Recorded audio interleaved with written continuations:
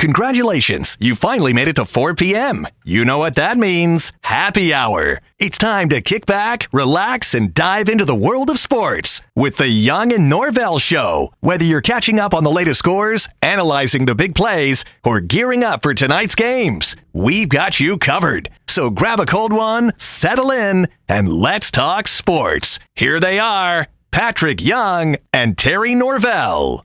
All righty, here we go. We kick off an extended Memorial Day weekend of sports coverage. A lot going on, a lot of different sports overlapping. This is a good time of year, even though we're still about 3 months away from football season. It is right around the corner, and this will help us if we can bridge Memorial Day weekend. We'll get to 4th of July, and then it's game on. Hi, everybody. Terry Norvelle on a beautiful Friday edition of the Young and Norvelle Show. Hope you're having a good day wherever you're at. Maybe you are off today trying to extend the extended weekend. A lot going on. This will be our final show for this Memorial Day weekend. We'll take Monday off, which a lot of people will, and then we'll be back at it on Tuesday. But a lot to cover. We hope to hear from Patrick Young. Not sure about Patrick's schedule today. But hopefully Pat can check in and kick around some topics with us. Brent Beaird about 5 o'clock. We've got a lot of stuff, including, finally, the College Football Playoff Committee just does something, you know what, with common sense. Just a little common sense gets mixed in. We've got a ton of college baseball conference tournament results and games and things to talk about, issues around that. We've got college softball super regionals. One game near and dear to our heart is completed. Florida State, I'll tell you this, fighting for their lives right now in Game 2 against Texas Tech over in Tallahassee. We'll track that. We also will track women's lacrosse. The Florida Gator lacrosse team in the Final Four. But, oh, boy, look out. They've run into number 1 seed North Carolina. The Gators, and we'll track this game as we go today as well. The Gators in lacrosse jumped up in the first period. They led 4-2, but boy, North Carolina has stormed back. They're up like 8-4 now. They've gone 6 straight. I do believe they play 4 periods in lacrosse. I'm not the biggest lacrosse fan. We'll track that as we go. Major League Baseball, it is starting to get really fun in baseball. We're at the 50-game mark or so. A lot of storylines, a lot of Braves storylines we'll get into as we go. NBA playoffs tonight, almost a must-win. Wouldn't you almost say tonight for the Knicks is a must-win? I know they're down 1-0, but the way that game played out the other night that Indiana won, it almost feels like they're down 2-0. So we'll talk some NBA playoff action as we cruise this state in sports history. And we may even get back to the Matt Driscoll topic with Casey Kurtz. We may have some sound from Matt Driscoll, who had his goodbye press conference. Going to miss Matt, one of the great basketball ambassadors in our area. Matt Driscoll, former UNF coach, taking an assistant job. A big step up for Matt Driscoll, assistant job at Kansas State. With that, let me say hi to our producer extraordinaire, Casey Kurtz. Mr. Kurtz. Hello there. How we doing? Tired. What's going on? Just tired. Run a marathon or just tired? It's life. Life tired. Just life. Life will get you. I mean, one thing that gets me tired is I was running on the Brent Martineau schedule for like 4 years in radio. Yeah. And then I got off the Brent Martineau schedule, and now I'm back on it, and it's just tiring. Oh, boy. Yeah. Come on, Brent. Come on, Brent. This guy drinks 8 cups of coffee a day. I'm just not built for it. Yeah, and he's go.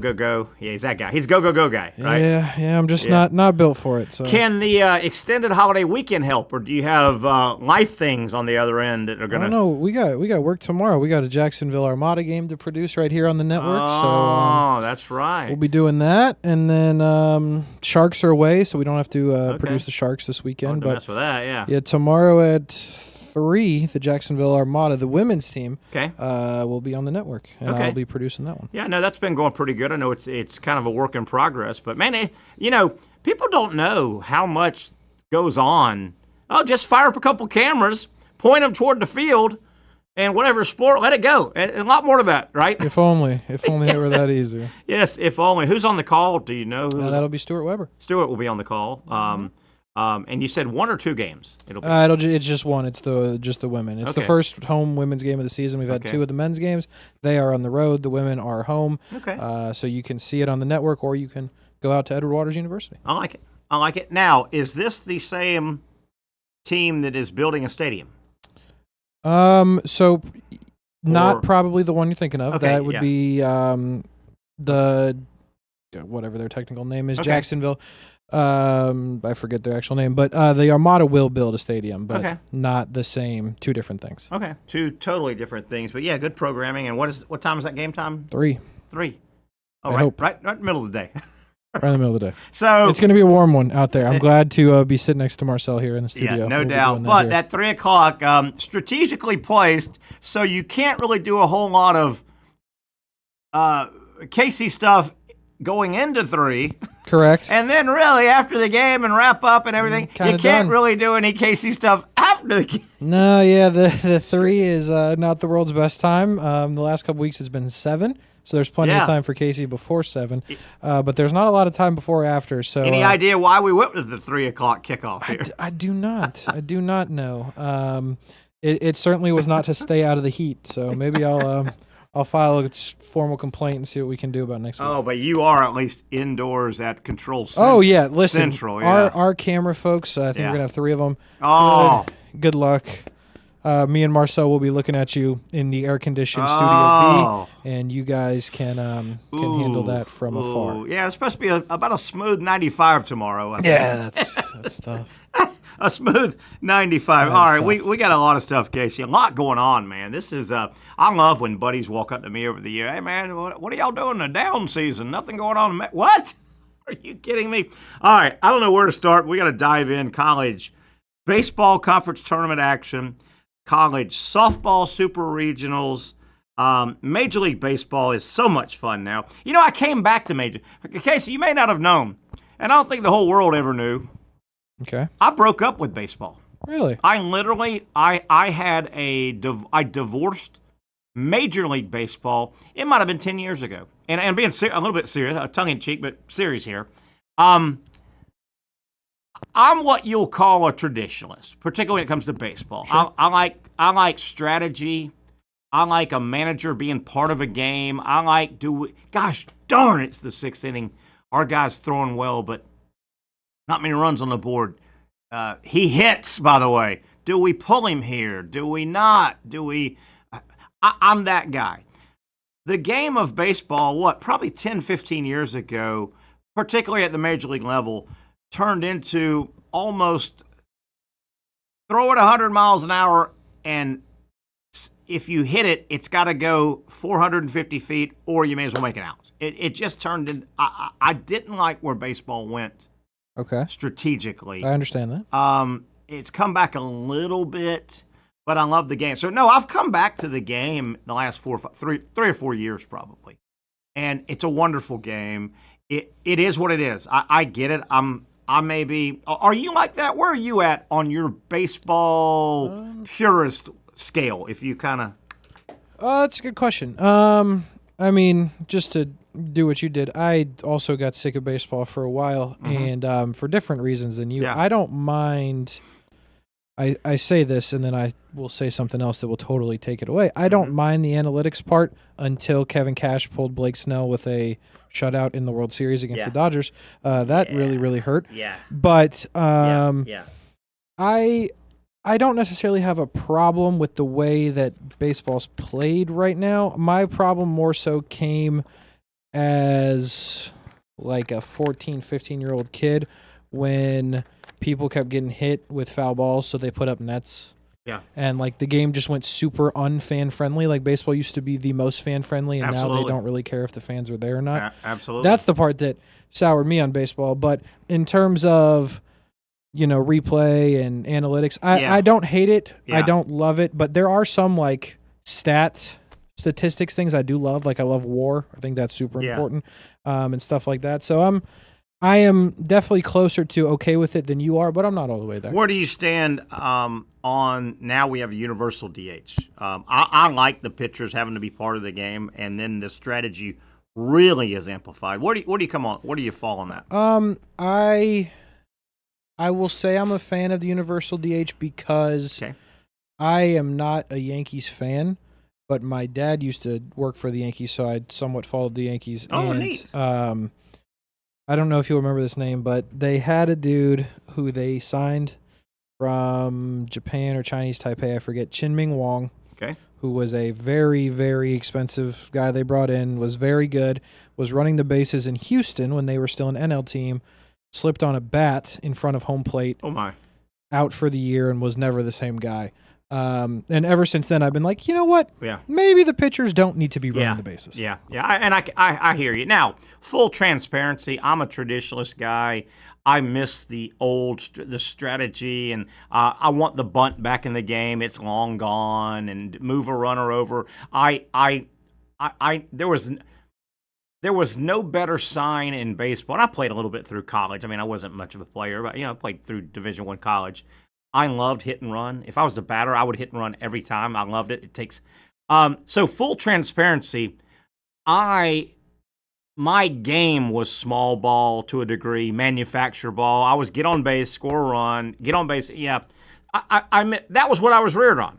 So I'm a little bit of old man get off my lawn guy, but I've come back to the game. The game is wonderful still, though. It's got its warts, right? I mean, Major League Baseball's got its warts and salary this and it may be too much. Throw 100, throw 100, throw 100, throw 100. Bottom spin, send the ball out of the, there may be too much of that, but it is a great game.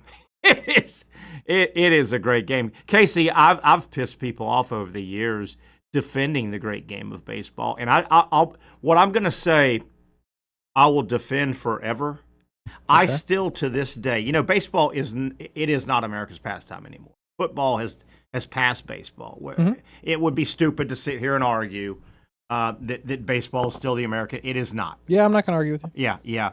I will say that I have said many times over the last couple decades, I think our society is too stupid to appreciate baseball to a degree. I'm sorry. No, I understand what you're saying. I think our society, you've got to. There's a lot of intricacies in baseball still to this day, even though they've taken some of the intricacies out. Football is a simple game. It is.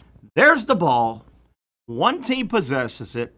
If you can score on a play, great. If you don't, you've got 3, maybe 4 plays to get 10 yards, right? It's a simple. Now, some of the NFL rules have gotten ridiculous, but it's a pretty simple visual game, and there's not a whole lot. You know what? If all of a sudden we toss it to our running back and we're able to mow their guys down and we gain 6 and 7 yards, we're going to do it again. And we're going to do it again. Mm-hmm. And if we drop back and we can protect our quarterback and our guy is shiftier than your guy and he gets open, we're going to throw it to him. Baseball takes there's thought process in baseball. And I think our society got pretty too stupid for baseball. Can I say that? You can say it. The thing that's always amazed me between baseball and football is 40 seconds in between a football play is fine. Yeah. It is not okay in between pitches. I am so glad you brought that up. So glad you brought that up. Baseball's too slow as football. Tackle made by Smith. 2nd and 3. Blah, blah, blah, blah, blah. Let's talk. Blah, blah, blah. Teams, blah, blah, blah. Mill around. Blah, blah, blah. A couple guys run onto the field. A couple guys, blah, blah, blah. Announcers talking. Blah, blah, blah. Right? Yeah. 45 seconds later, there's another play. Yeah, it's always confused me. That is a great point. I've always thought of that too. So glad you brought that up. Baseball, and frankly, I was a little paranoid about this clock that popped up 2 years ago. It's the best thing to happen in baseball in a long time. It's very good. It really, really, and it hammered home that there's a finite, 20, 25 seconds. I don't care if you're the slowest worker on the mound. Mm-hmm. I don't care if you're the slowest work on your batting gloves, your belt buckle, stretch a little bit, batter. 20, 25 seconds is plenty of time for the slowest of slow. Yeah, Nomar Garciaparra would have been fine. He would. That time clock in baseball really, really has worked. We'll get to some Major League Baseball. A lot going on. Braves got a lot of stuff going on. Boy, the Braves got to get it right. I don't know if you've seen their upcoming schedule. And, we're starting to look at the All-Star game. I mean, it's not that far down the road. And you want to kind of position yourself for the second half run. Boy, the Braves' schedule, we'll get into this in a moment, but their schedule heats up right now. They are 7.5 games out as we speak. All right, let's catch some stuff up. Game completed today. College Baseball Conference Tournament. The JU Dolphins stay alive. 10 a.m. first pitch this morning in DeLand.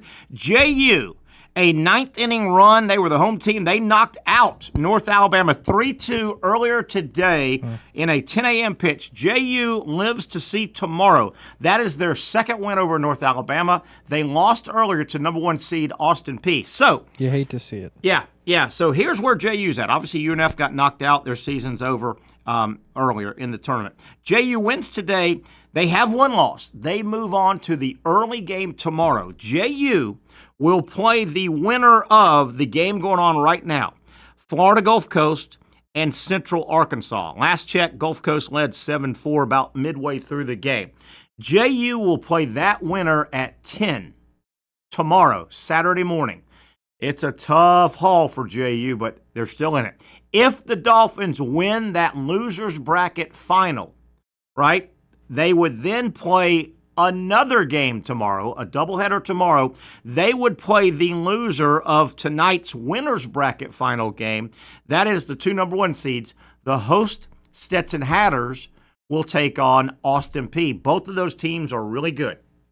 So they will play a winner's bracket. That loser will play tomorrow afternoon the survivor of JU, Gulf Coast, or Central Arkansas. Then, if the Dolphins could win a doubleheader tomorrow, they then would play whoever's left standing Sunday for the automatic bid. It ain't easy, and it's hot out there. But, Casey, you're supposed to be punished if you lose early in a double elimination tournament. That's fair. Yeah, that's fair. Okay, so there is JU. I'll bring them up, the Dolphins, the Fighting Dolphins. That's an angry dolphin, in case you're wondering, because they were the early game, okay? So, right now, Florida State, there's a rumor Florida State baseball is actually taking the field. They're out there. Yes. That's what I heard. Bottom of the third, FSU, their first game in the ACC. It's a weird setup, the pool play. The Seminoles, it's not like it's been rain delayed. They've been rain delayed. They just weren't scheduled. They were the number 2 team in the ACC regular season. Their first game is right now. They're playing Duke, leading 9-2. They have erupted now. Bottom of third, FSU, the home team in this game. They lead Duke 9-2. Please, Casey, don't ask me what happens after this game.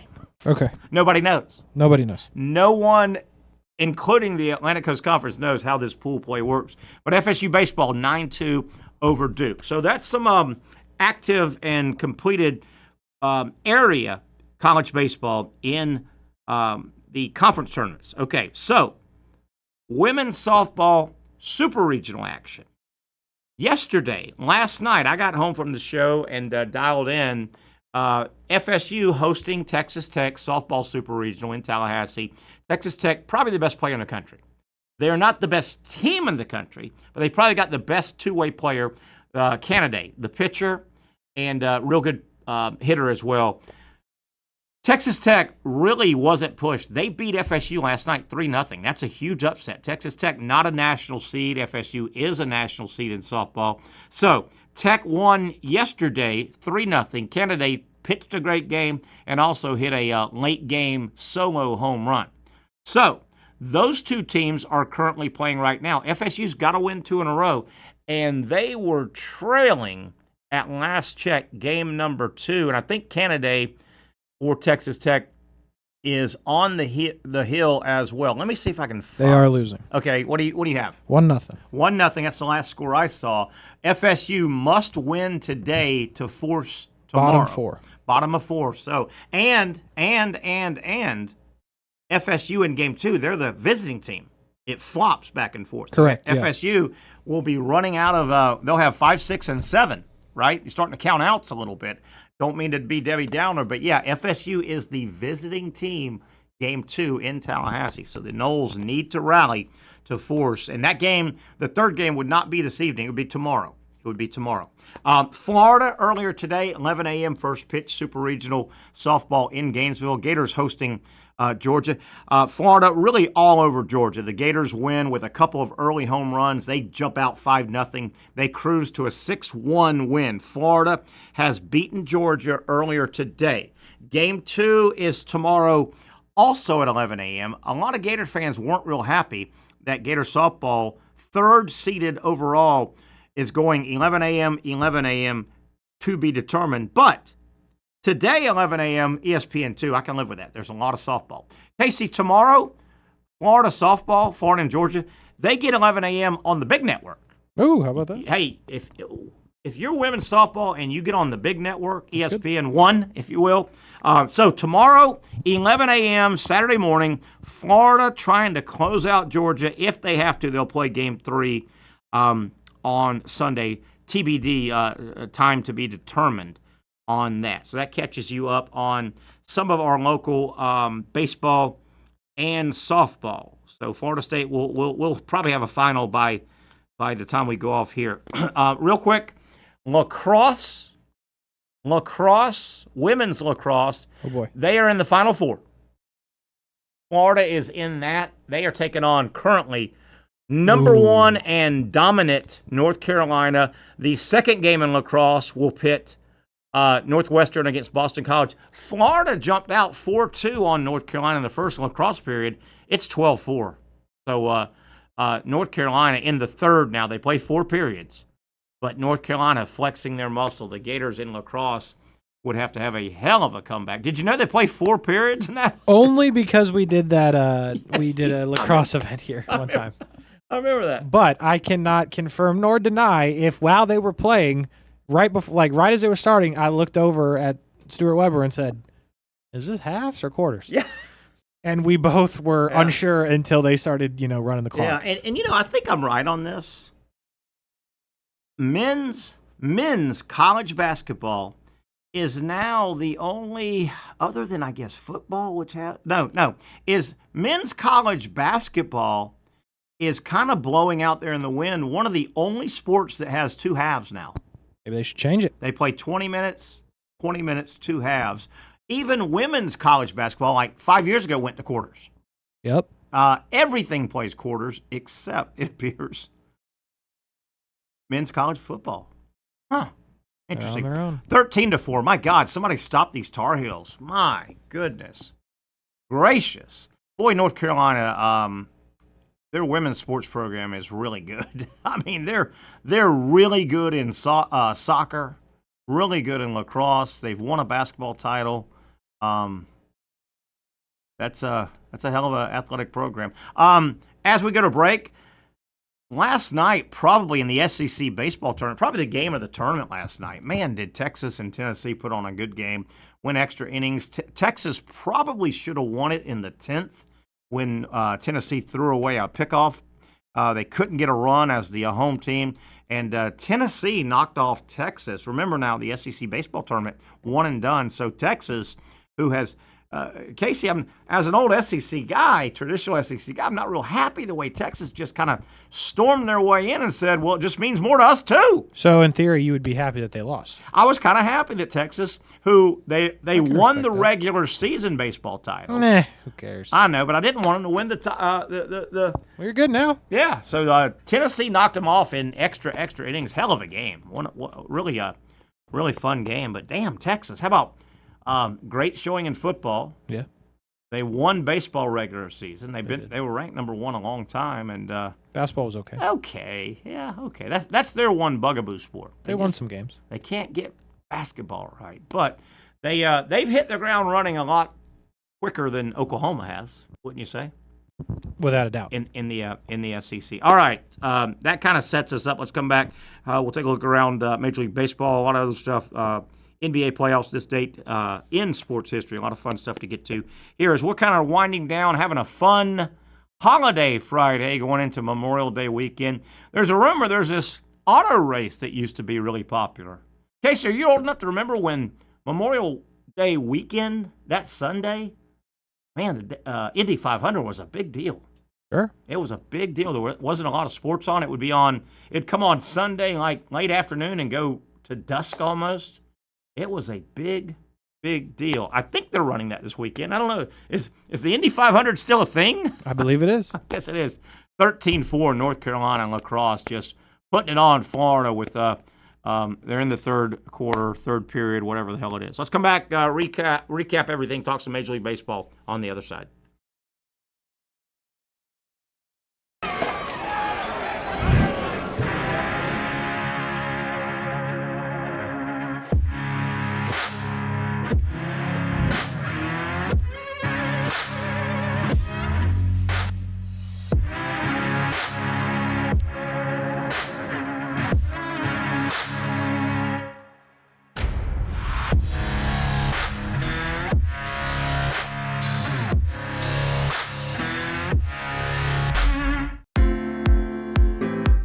At Southeast Orthopedic Specialists, we know pain and injuries can stop you from doing what you love.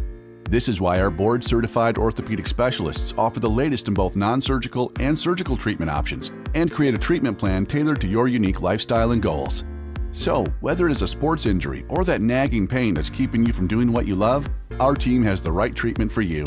For more information or to schedule an appointment online, visit our website.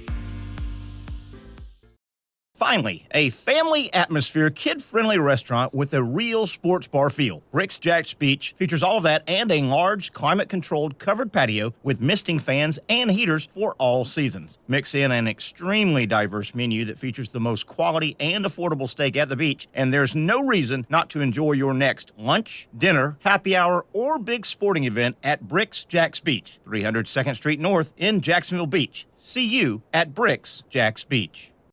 You really got to hand it to him. Hold on. The previous play is under further review. I'm not sure what he could review, but okay.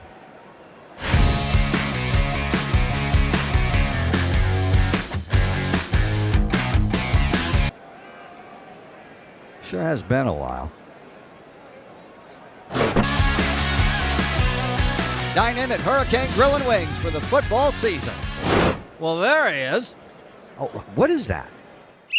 The Action Sports Jax 24/7 network is streaming. I'm Stuart Weber, and I'm here to teach you a nice 3-step process on how you can watch all your favorite programming from the Brent and Austin Show every weekday 10 a.m. to 1 p.m. or the Cup Date with me. It's fantastic. We talk NASCAR. It's a great time. Wednesdays at 1 o'clock. All right, first step, easy. Download the Action News Jax app. You probably already have it downloaded on your phone, so you might already have that one taken care of. Step 2, see that stack of pancakes up there? You click that stack of pancakes, and it's going to bring down step number 3, which is a full screen of all the different streams that you can click on, including the Action Sports Jax 24/7 stream. You click that, the video's rocking and rolling on your mobile device, you're watching all the shows you want to, and you're having a good time. You can also do it on your smart TV with the Action News Jax Now app. I do it on my Samsung TV at home. It's a great way to watch it on a nice, large screen for all the content. That's the Action Sports Jax 24/7 network. Hope you can find it. You trust CGC to make your water great, and now you can trust CGC with your plumbing needs as well. Fast, convenient scheduling, licensed and insured. A quick call away at 904-552-1242. You never know when you're going to have an issue with a shower, toilet, or maybe it's a sink that sometimes is easy to fix. All right, let's be honest. I'm not fixing anything. I'm totally staging this because when I have a plumbing problem, I call CGC Water Treatment and Plumbing. Trained professionals, transparent pricing, customer satisfaction. Small problem or even a bigger issue. Maybe you need a new tankless water heater or something a bit more intricate. The experts with 25 years of experience at CGC Water Treatment and Plumbing can do it all. Call 904-552-1242 or visit cgcwater.com. That's 904-552-1242 or cgcwater.com. CGC Water Treatment and Plumbing, an authorized independent Connecticut dealer. Florida license number CFC 1432579. Florida State, quick update from Tallahassee, Super Regional Softball. Florida State has currently a runner on third base, 2 out. The Noles trailing Texas Tech 1-0, top of the 5th. Remember, Florida State is the visiting team. This is game 2, so the Noles trying to punch across the tying run here. 2 out, runner on third base.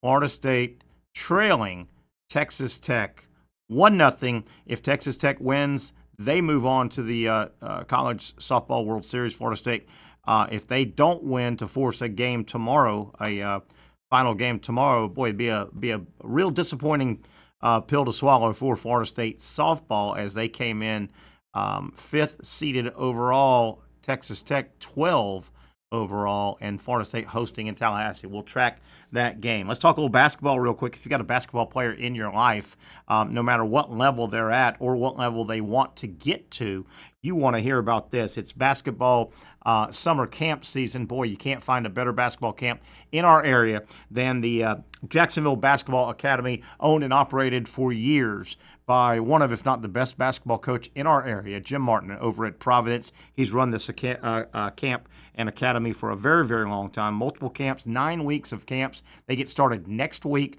different levels. You can have a basketball player, a youngster as young as third grade-ish, all the way through high school, and different levels. Maybe you're just trying to get your basketball player, the player in your life, their goal is to make their little league team, their park team, their junior high school team. They're ready for tryouts. They want to get ready for tryouts. Maybe you've got a real accomplished basketball player that's already made and plays on the junior high or the high school team, and they want to elevate their game. They're thinking college. Well, no matter where your level is for your basketball player, they've got a level for you. They'll improve shooting, ball handling, teamwork, understanding the game, footwork. They cover it all in a fun atmosphere. The Jacksonville Basketball Academy. Check them out online, jacksonvillebasketballacademy.com. There you can find all the dates, how to get signed up, reserve your spot. They will go fast. This camp has been around a long time, and it is well respected. It's summer camp season. If you've got a basketball player in your life, check out jacksonvillebasketballacademy.com. There you have it.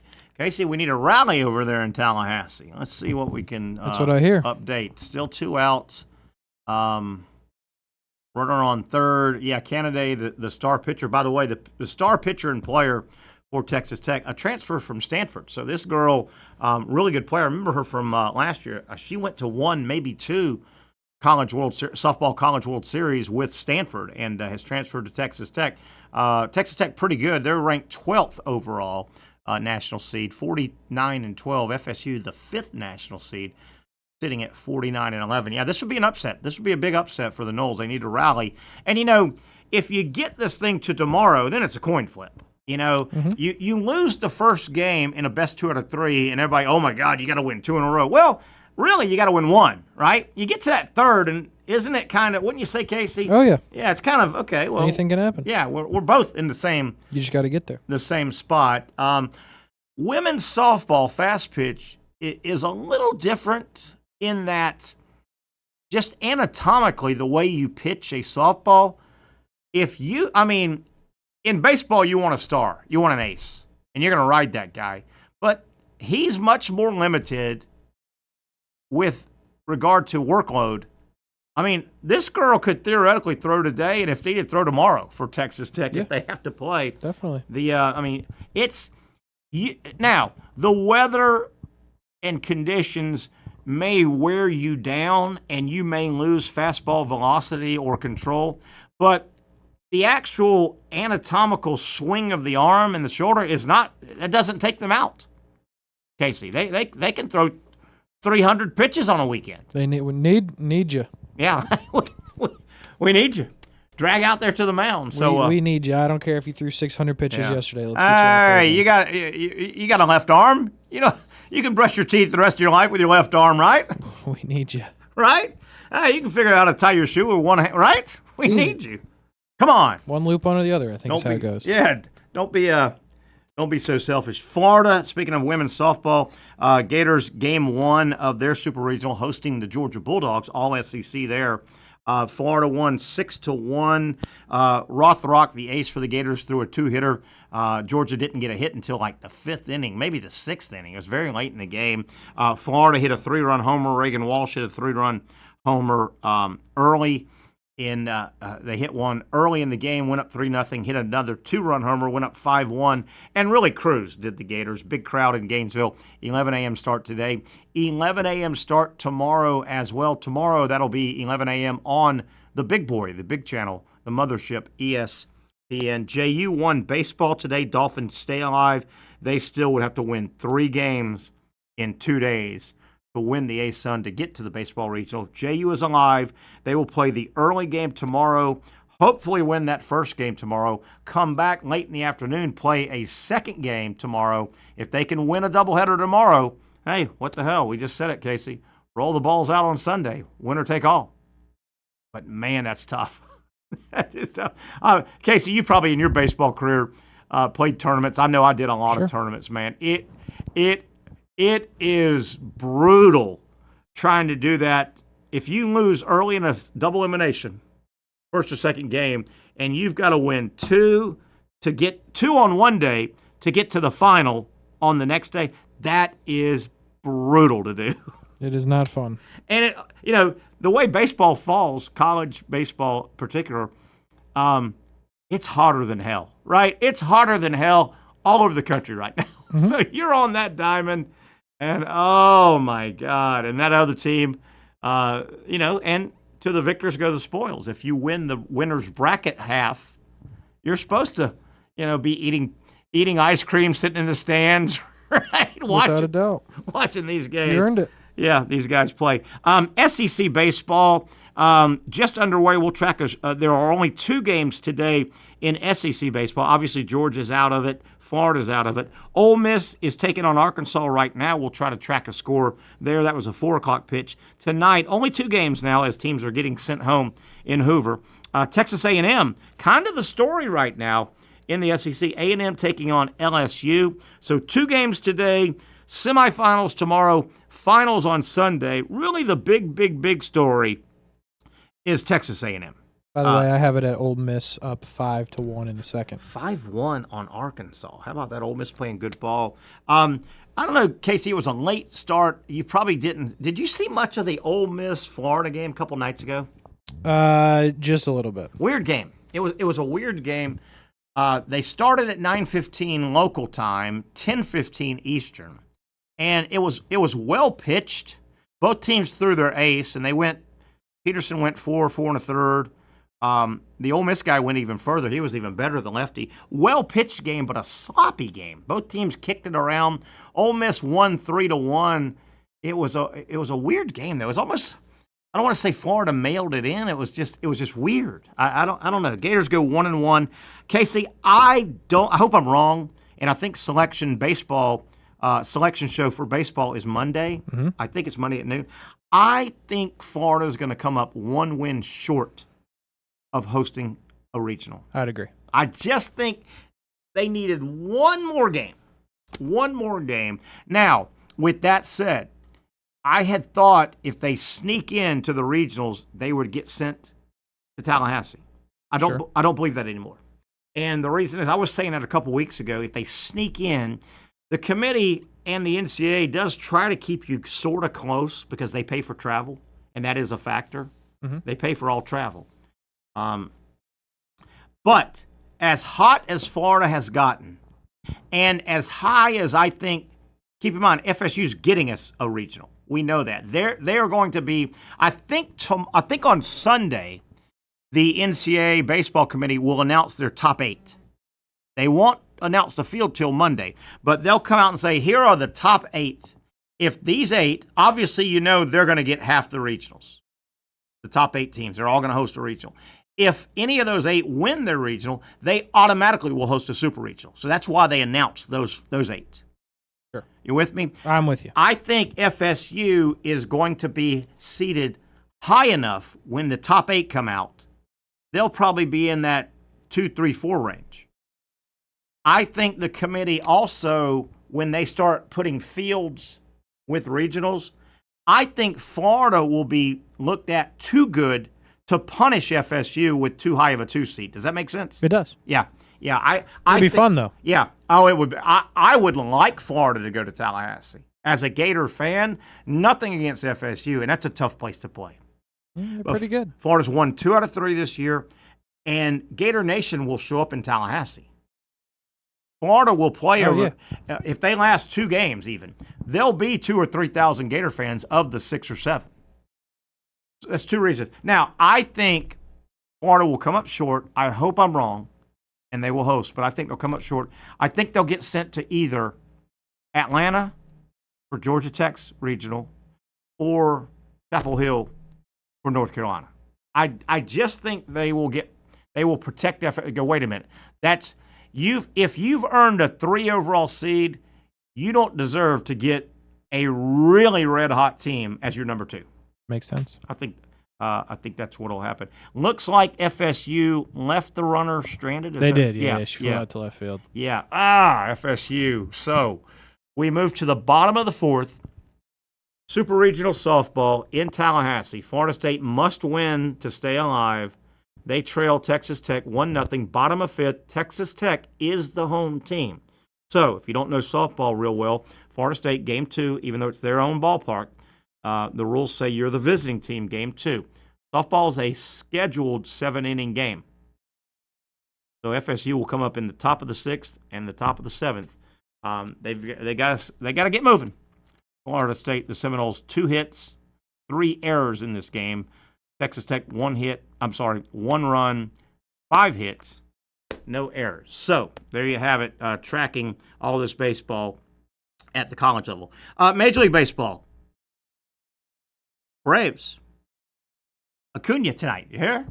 I heard. Ronald Acuna back. Boy, he should do this, but he blistered AAA baseball. He went down and was like 5 for 16, couple home runs. So tonight, Ronald Acuna, word is he's called back up on the big club and will start for the Braves.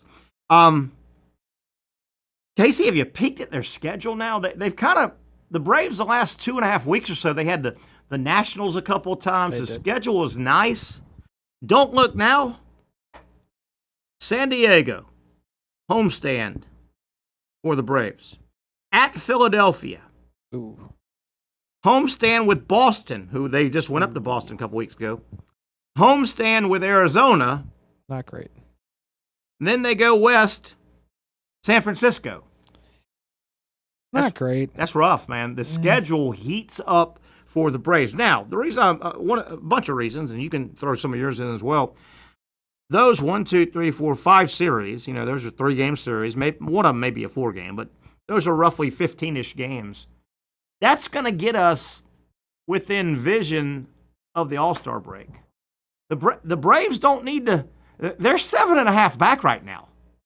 And the schedule's about to heat up the next couple weeks. Casey, I know it's a long season, but the Braves don't need to open up the second half, 11 out. And I know there's wild cards, but are you with me there, man? Yeah, it's not ideal, and there's not a lot of easy parts on that schedule you just mentioned. The Red Sox, by the way, as we speak, have put up 19 runs on the Orioles today. So the Red Sox will not be an easy game to get. San Francisco is not an easy place to play. Arizona is very good. So, Braves are going to need to they got to hold it together, man. I would say even maybe a little more than hold together, figure it out, shock the world, and win some games. Because they are still talented. They just need to, get it done. How about this? I'm going to propose this just to spice things up in Major League Baseball. Second half, could we have kind of a round robin between, and we'll just have to pull these 4 franchises off everybody's schedule. Okay. I just want a round robin between the White Sox, the Rockies, the Athletics, and the Orioles. Ooh. Can we just have those? It'd be a tough ticket to sell. I'll put it that way. About the only way some of these teams get a win, though, right? Oh yeah, that's about. Listen, the Orioles are the biggest disappointment in the sport. That's supposed to be a good team. Yeah, we were going over they've got a nice batting lineup. I mean, they got 3 or 4 big time. They're just not producing. Yeah. Yeah, no, it's a mess. They can't pitch. I mean, they really can't pitch. Like, they could use us potentially and do better. I mean, it's not good in Baltimore right now. The perfunctory press release interview comes out of Pittsburgh around the Pirates. The general manager, no. Paul Skeens is on the trade bait block. I heard this, yeah. Is that just talk? Is that a way of positioning, or what? What the hell do you do if the Pirates? Even if you trade Skeens for a couple of prospects, what does that say to your fan base? What and are you going to open up the wallet though? If you just get rid of Skeens and get a couple of prospects, you're still going to stink. You're going to have a couple of prospects, but right? I mean, I'd move them. Yeah. But move him and commit. Not move him and never. What was that stat we hadn't covered? The Pirates have never had a team payroll over $100 million. That sounds about right. Yeah. But if you move Skeens, you gotta have something else to fire up your fan base. Okay, and we're going to spend money. We're going to go get a free agent or two that can make a difference. We're not just going to get rid of Skeens, and then you don't get to go to the ballpark to see him every 5 days. Nah, it'd be a tough ticket to sell. Skeens, he would command a handsome bounty, wouldn't he? Huge, massive. Oh my goodness! Great. 6 or 7 players in return. And I know you can't answer this, but you've got a theory. The GM came out and he was at it. No. Does no mean yes?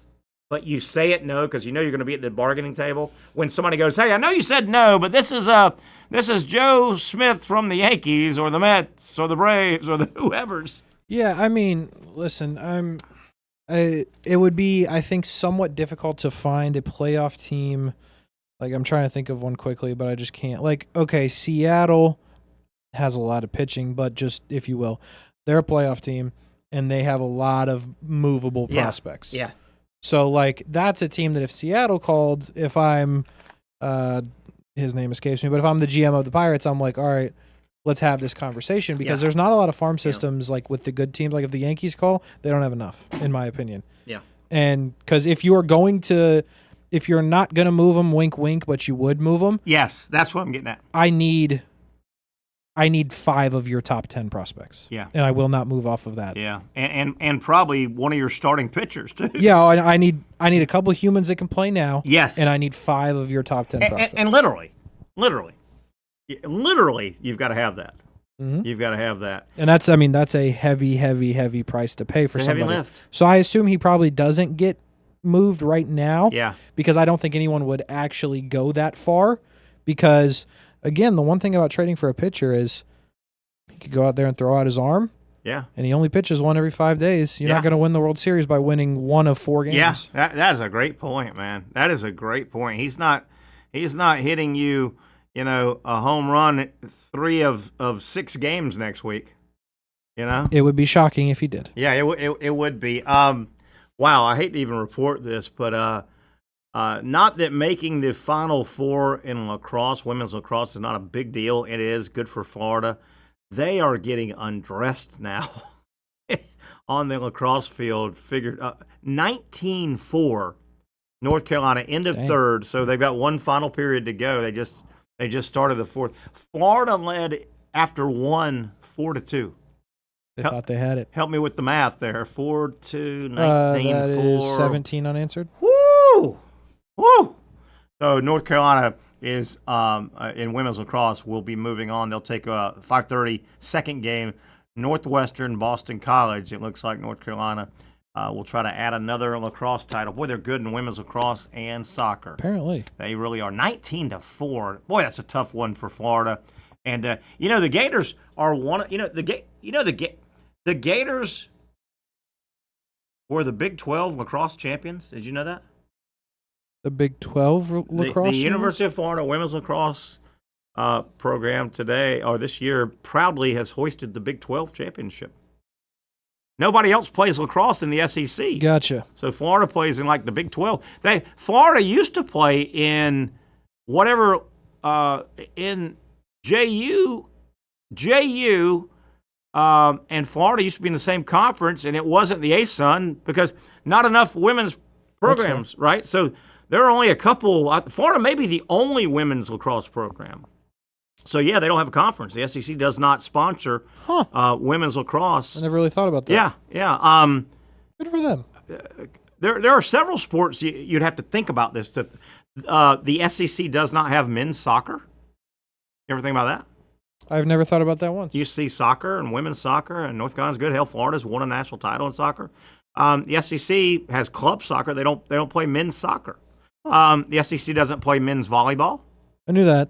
The SEC, that's a shame because that was. Yeah. I can't explain to you how I would have been the best of all time. Explain, please. Oh, dude, I was volleyball menace. Really? Played in middle school. Yeah, this is real. I'm tall. Played in middle school. Yeah. Played a little bit in high school. Yeah. It was a menace. Where was your middle school? Where was school at? In this place called Palmetto, Florida, but more to kind of aerate it would be in the Sarasota area. I gotcha. But, volleyball, Florida, sunshine, beach volleyball, indoor volleyball. Yeah, the SEC, everything about that, doesn't do men's volleyball. The SEC doesn't have, in this sport, is pretty big in other parts of the country, weightlifting. Huh. Wrestling, men's wrestling. I never thought about any of these things. The SEC doesn't have men's or women's wrestling, but men's wrestling. And Casey, if you really, I know this is a little history lesson, if you peel the onion back, I'm learning. There's a really, really lucid explanation for all this, and it's called Title IX. Oh, sure. Title IX, and this is not the show to do this. We've got a few minutes before the top of the hour. We can get into it another time, but Title IX. 1971, 72, obviously it comes down. If you want federal funding, the government said you have to provide the same amount of opportunities for males as females. And we get that Title IX. On the surface, that sounds wonderful. The issue, and I'll fight till I go to the grave, and I have a daughter that was a cheerleader. I only have one child. I have a daughter. I'm pro-female. Okay.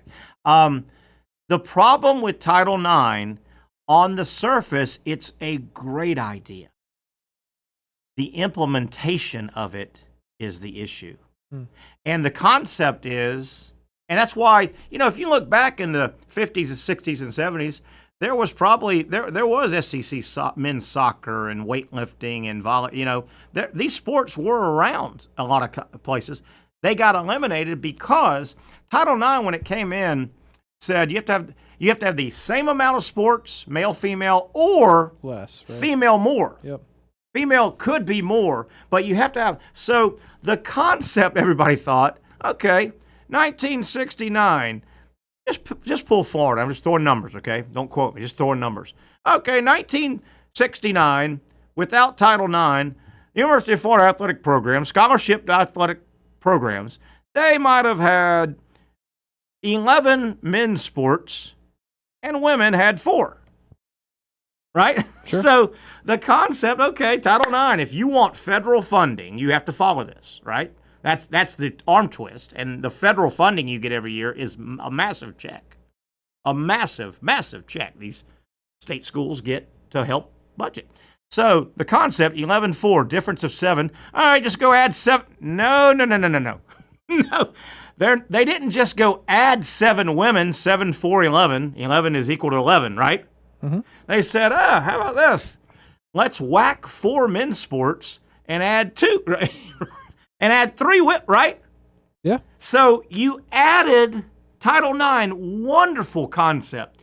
You added a bunch of scholarship female athletes, but on the backside, you whacked a bunch of male. So did you get anywhere? That's fair. You see what I'm saying? I do. So, yeah, that's the problem. Am I pro? I understand the concept of Title IX. There's just a tough, nobody can figure out how to implement it fairly.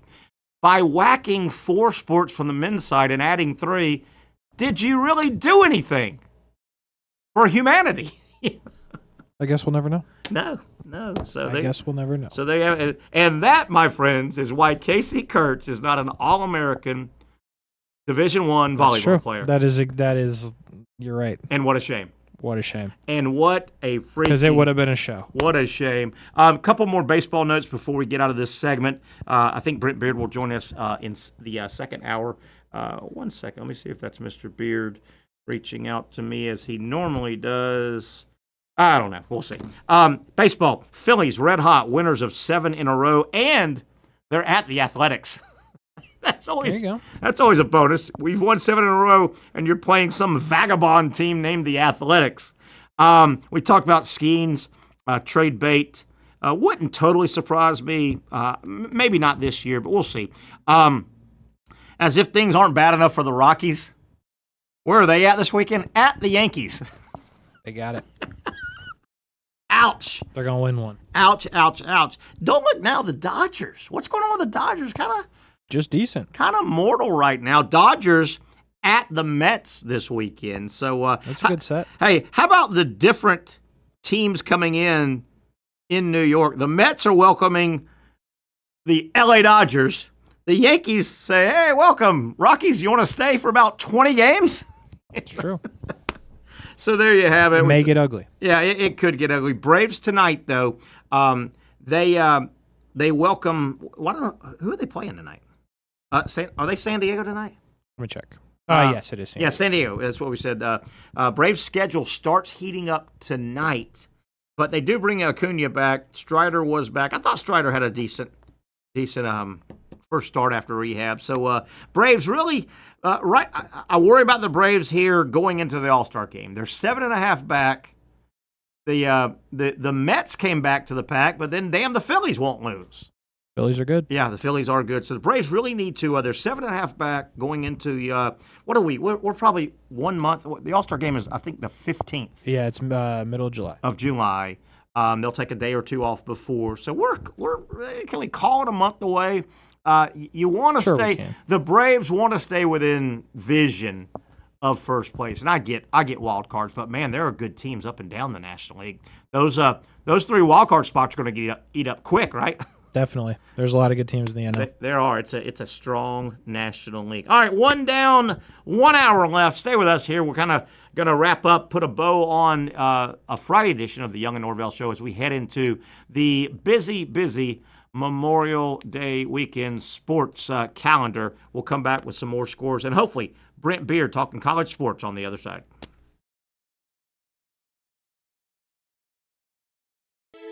For those dealing with pain from a sports injury, arthritis, or spine condition, Southeast Orthopedic Specialists offers innovative new non-surgical options. Our regenerative medicine treatments, including platelet-rich plasma and other regenerative treatments, use your body's own restorative cells to aid in treating injuries. These procedures are performed in our offices and typically require minimal downtime. If you want to get back to doing what you love, our regenerative treatment options may be right for you. For more information or to schedule an appointment online, visit our website.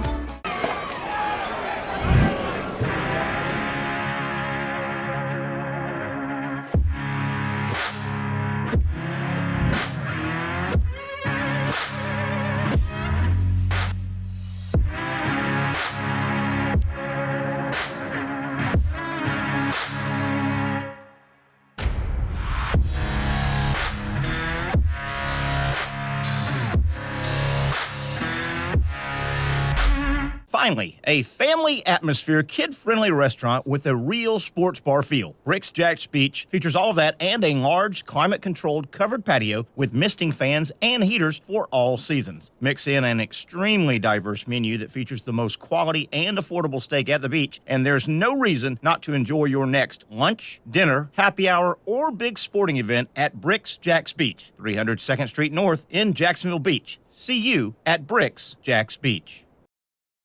You really got to hand it to him. Hold on. The previous play is under further review. I'm not sure what he could review, but okay.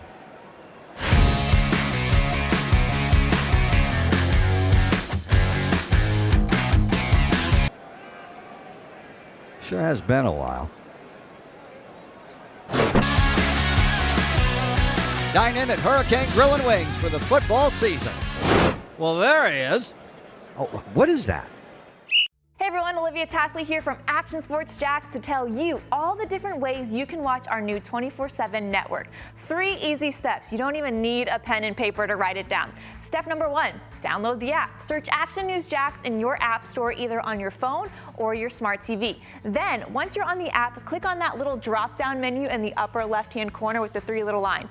That'll show you these options, and boom, right here, click Action Sports Jacks 24/7, and you will be brought to our continuous stream channel.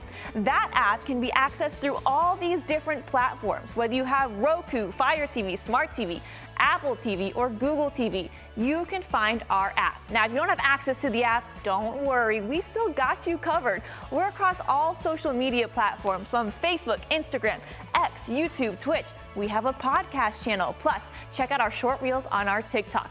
Action Sports Jacks 24/7. It's on all the time and everywhere. It's a new logo, new branding. With Bold City Heating and Air, it's an old school approach. One of the few locally owned and operated air conditioning businesses left in Jacksonville. It's hot, Florida in the summer. You can't do much to avoid it, but you can keep cool with Bold City Heating and Air. It's every customer counts kind of service, from when these trucks have pulled up to my home over the last couple of years and when they pull into your driveway as well. From communication to pricing to the actual service, everyone at Bold City Heating and Air cares about you. You know who is coming to your house. You know they will be well trained, and they will respect your home. Air conditioning convenience at boldcityac.com. Stay cool while it gets hot. Bold City Heating and Air can help. Don't get caught sweating all summer. boldcityac.com, and they have financing to help. New systems starting at $110 a month and $50 off any repairs.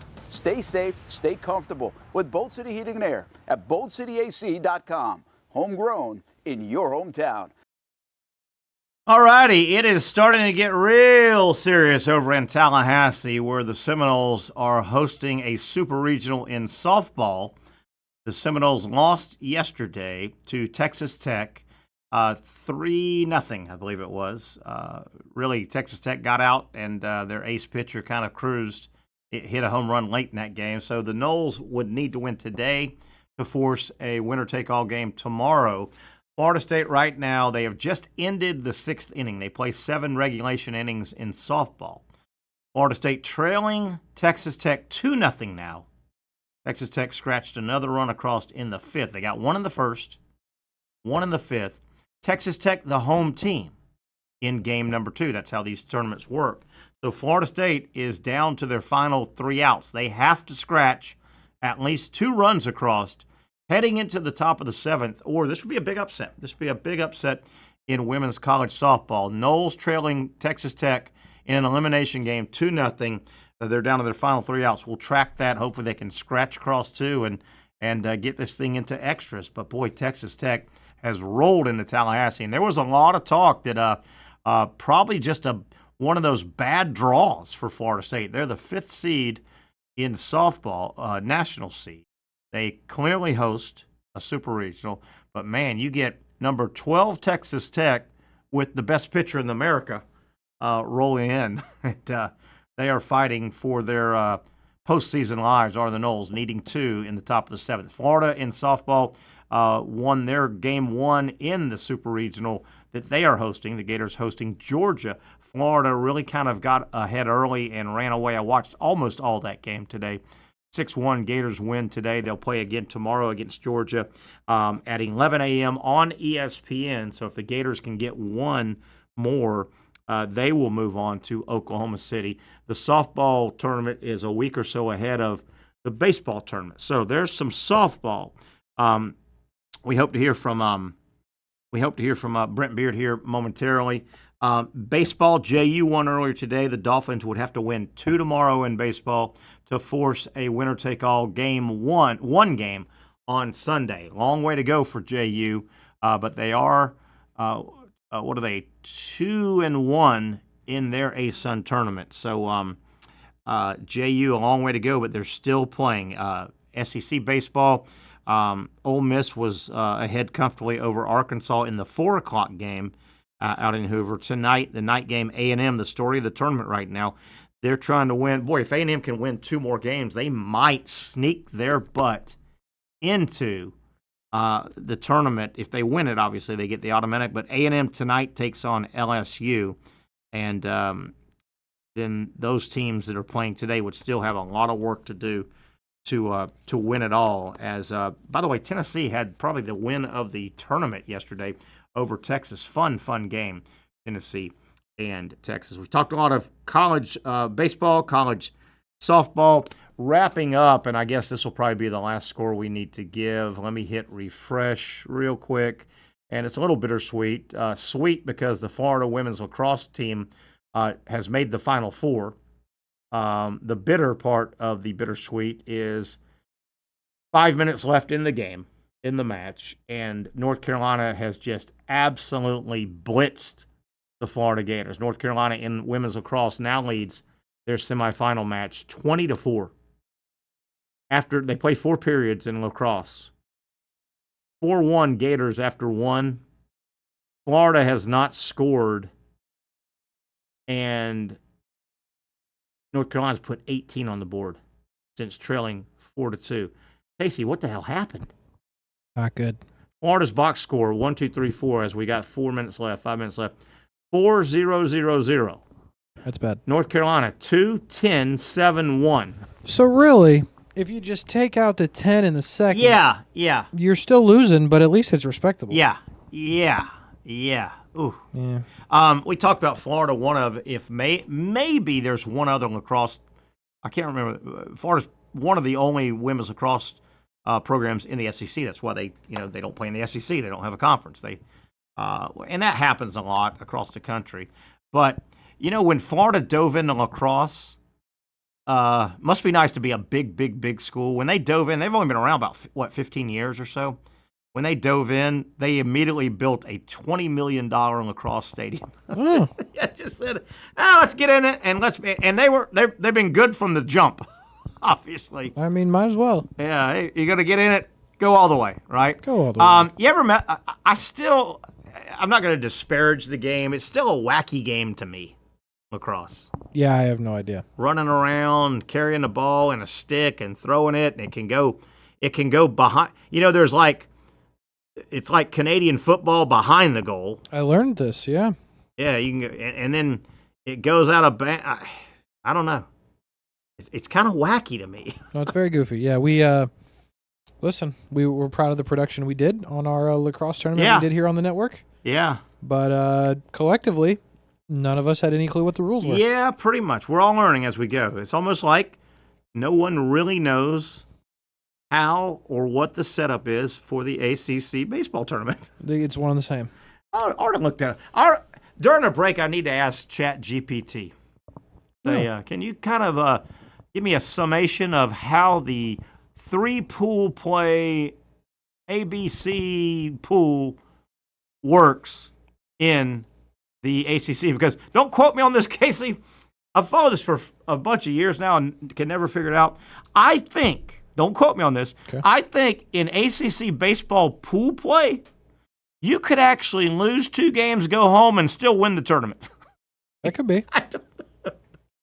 It is it's some kind of deal, Casey, where there's not really a bracket. You're plugged in to play where you play and when you play. It's just, and I don't know. I don't know why they do it. Maybe this is why the ACC is struggling. Maybe.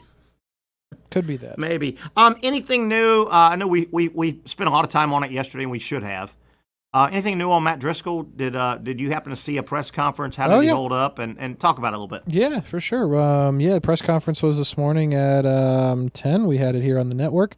And Coach Driscoll, before taking And tell people why we're talking about this. Tell people why. Coach Driscoll from the University of North Florida resigned after 16 seasons as the head coach and is going to take a job with Kansas State. How about that? So had his press conference today, him and Nick Murrow, the athletic director of the University of North Florida. And Coach basically started off the press conference with, I got a couple of things to say, and then I'll take some questions, and then proceed to talk for an hour and 3 minutes straight. That is totally Matt Driscoll, isn't it? Yeah, no, that's kind of exactly what everybody expected. But, it was it was exactly what you'd expect from Coach Driscoll. It was passionate. There was definitely some emotion at times. Tears? Any male tears? Male crying? Tons and tons. And you know what? Male crying's okay. Mm-hmm. It's okay. Every day I get older, I tear up easier. Oh, yeah. Have you hit that point in your life as a guy? Yes. It'll happen? It does. I trace it back to, I'm pretty sure I had no emotion for 20-something years. Absolutely. But then we got a dog. That'll do it. Yeah. That'll do it, yeah. Yeah, I ain't a crying, I'm a man. Yeah. I'm a man, I'm crying, damn it. I just cut my finger off. I'm not crying. And now it has happened from time to time. Yeah, so, yeah. Man, it was really quality stuff. Again, we've got it. We streamed it, so it will definitely replay on the network a couple of times throughout the summer, without a doubt. But yeah, it was a good day today. Associate head coach at Kansas State, which is a nice. That's a big time basketball program. He's very excited to go, by the way. Talked about that. And I'm sure he is. He's buddies with Jerome Tang, the head coach. The spot opened up. I'll tell you one thing. The thought of Matt Driscoll, the guy we know from around here, we've known him a long time. The thought of Matt Driscoll, and I'm assuming he's going to be one of, if not the lead recruiter there. Probably. With his Matt Driscoll recruiting with a bunch of money. Could go well. That could go well. Oh, yeah. Don't you think? Definitely. Without a doubt, he talked about some recruiting stories today that didn't have anything to do with money. So imagine what it'll look like when they do have an NIL budget, which Kansas State does. Yeah, so, sure. It'll be something to follow this college basketball season, which I never would have cared at all about Kansas State before 2 days ago. But now I am hoping that they win some games. I hope I'm not asking a question you don't know the answer to. But, UNF, obviously, much like JU, ASUN, not a Power 4 conference. Mm-hmm. And they, basketball in particular, plays a lot of what are called money games. Yep. Where they go play 2 or 3 every year, big schools with a guaranteed payout that helps the entire athletic budget. Mm-hmm. Money games over the years, did Coach Driscoll and UNF ever play Kansas State? Do you know? Did that ever come up? I wonder if that was one of their money games. It did not. That did not come up today, although there was a bit of a conversation with Nick Murrow as a joke. He said, hey, could we get our last money game spot against you guys this year? Nice. Because UNF has 1 spot left. And, Coach Driscoll did talk about that. They will play Florida, which is not a surprise. They will play Miami. They will play Gonzaga. They will play Tennessee. So that did come out earlier today. But if they haven't, I would imagine they probably will in the next couple of years with Coach Driscoll over and there. Coach, I think, is 60. Is that right? Does that sound right? A little bit older. A little bit older. But whatever the actual number is, it's how they say it's a young 60. It's a young 50. Mm-hmm. He's definitely a young whatever the chronological number is. Oh, definitely. And listen, always has the energy. There was a small debacle today because when the press conference fired up, I was back here, and Marcel and Brent were over there. Right. Brent was just sitting and watching, and Marcel was working, per usual. And I sent a text in the group chat. I'm like, hey, I think we have an audio issue. Like, can we turn it down? Do we have control of that? And Marcel's like, let me work on it. And he worked on it. Nothing could really be done. I said, all right, well, no one's going to complain they didn't hear it. And I said, it's just coming in way too hot. Well, after Coach Driscoll stopped talking and Nick Murrow started talking, I sent a text and said, hey, we don't have an audio issue. Coach was just screaming, per the usual. Coach is just very loud. So that's no matter what the age is, I assume Coach is always going to be that passionate about everything that he does, and that's what makes him him. So definitely with Coach Driscoll, if he was in concert, he would never want Spinal Tap to set his audio levels because they take it to 11, right? Go to 11. I think he doesn't need 11, does he? He don't need 11. He doesn't need 11. He barely needs a microphone. Oh, boy. So all's well. I should. By the way, final score from Tallahassee. Florida State's softball season is over. They did scratch 1 run across, but that wasn't enough. Texas Tech comes in, takes the first 2 games, and wins the Tallahassee Super Regional in softball. Florida State, disappointing. Boy, they ran into a buzzsaw, though. This pitcher for Texas Tech is really good. Really good. Tough way to end it for the women's softball team over in Tallahassee at Florida State. Gosh, I had something about shame on me. I should have answered my own query from yesterday. I'm not even sure who the basketball coach before Matt Driscoll was at UNF. I don't think Driscoll started basketball, did he? Mm-mm. Gosh, that speaks volumes. I would 16 seasons in a row. Yeah, how about that? Driscoll 16 years. He's now leaving UNF. They've bumped up an assistant, right? Yes. They're bumping an assistant on the staff to take over. But yeah, sad, bittersweet. Definitely bittersweet that Matt Driscoll. Be interesting to see. And UNF, I think, obviously basketball is the dominant sport at UNF, right? I mean, they've made the NCAA tournament. That's their big sport. That's their one sport. I mean, they put 3,000-4,000 into their arena, 5,000 at times. That athletic director is relatively new in that spot, right? Lee Moon took off a couple of years ago. Yeah, Nick is 3 to 4 years in. I forget exactly, but he big hire for him and big decision to boost up. But yeah, a lot of big decisions. But Nick has been has been really good over there. Brent's had him on a lot. We had him on a lot during the radio times. He's done a lot. And Coach Driscoll said today he gets it. He understands what. And he was a boost up, was it? Wasn't he? Yeah, he was with Lee Moon. Yep, he was on the staff for a while. So, Nick's a good dude. I like him, and I think UNF athletically is definitely in good hands with him. Yeah, definitely. It would be neat if UNF took the court November of this coming year basketball and their first game, and it could happen because money games happen early. It was at Kansas State. Never know. That'd be cool. But it is a sad day. He, Coach Driscoll, a really good ambassador, and he liked this area. I'm not sure where he's from originally, but he fell in love with Jacksonville, like a lot of people do. Mm-hmm. He really liked it. He really liked it. Knew basketball.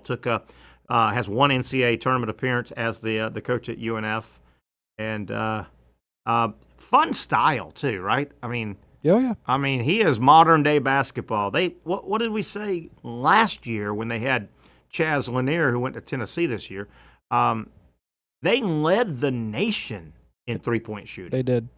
And that's what they do. I've always subscribed to, if I was coaching a smaller level, no disrespect at JU, UNF, I would do something different.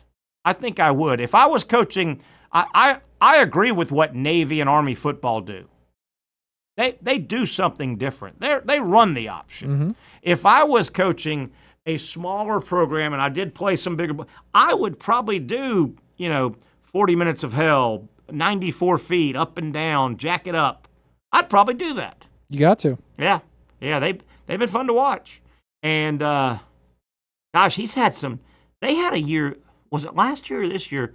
They hit like 23 pointers in a game. Oh, they do that. That is the thing they do. Take 50 and hit 20. They sometimes win big, and they occasionally lose big when they can't get one to go down. That's just the style. Defense optional.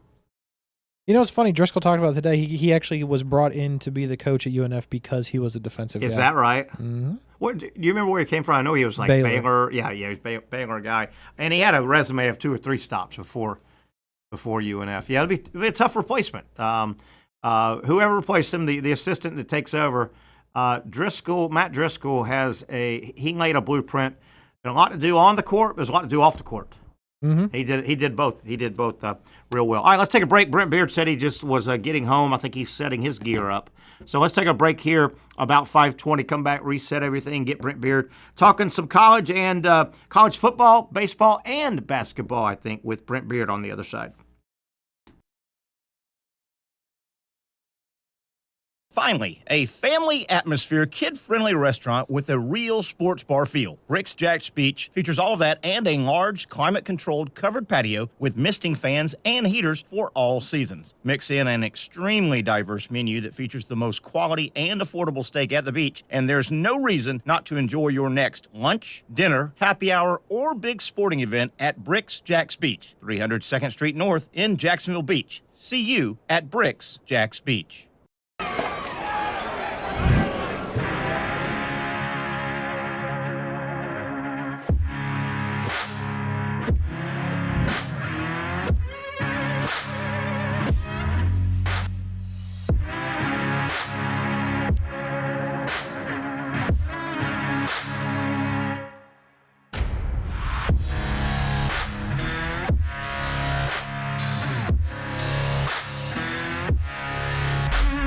For over 20 years, Southeast Orthopedic Specialists has been providing the highest level of orthopedic and spine care to patients throughout Northeast Florida. Now, we're making that same great care even more convenient with Southeast Orthopedic Specialists Direct, a walk-in clinic where you can be seen for pain or injuries with no appointment needed. Staffed by orthopedic physicians and specialists, we offer everything from diagnosis and treatment to imaging and bracing, all with no appointment needed. For more information, hours, and locations, visit our website. You really got to hand it to him. Hold on. The previous play is under further review. I'm not sure what he could review, but okay.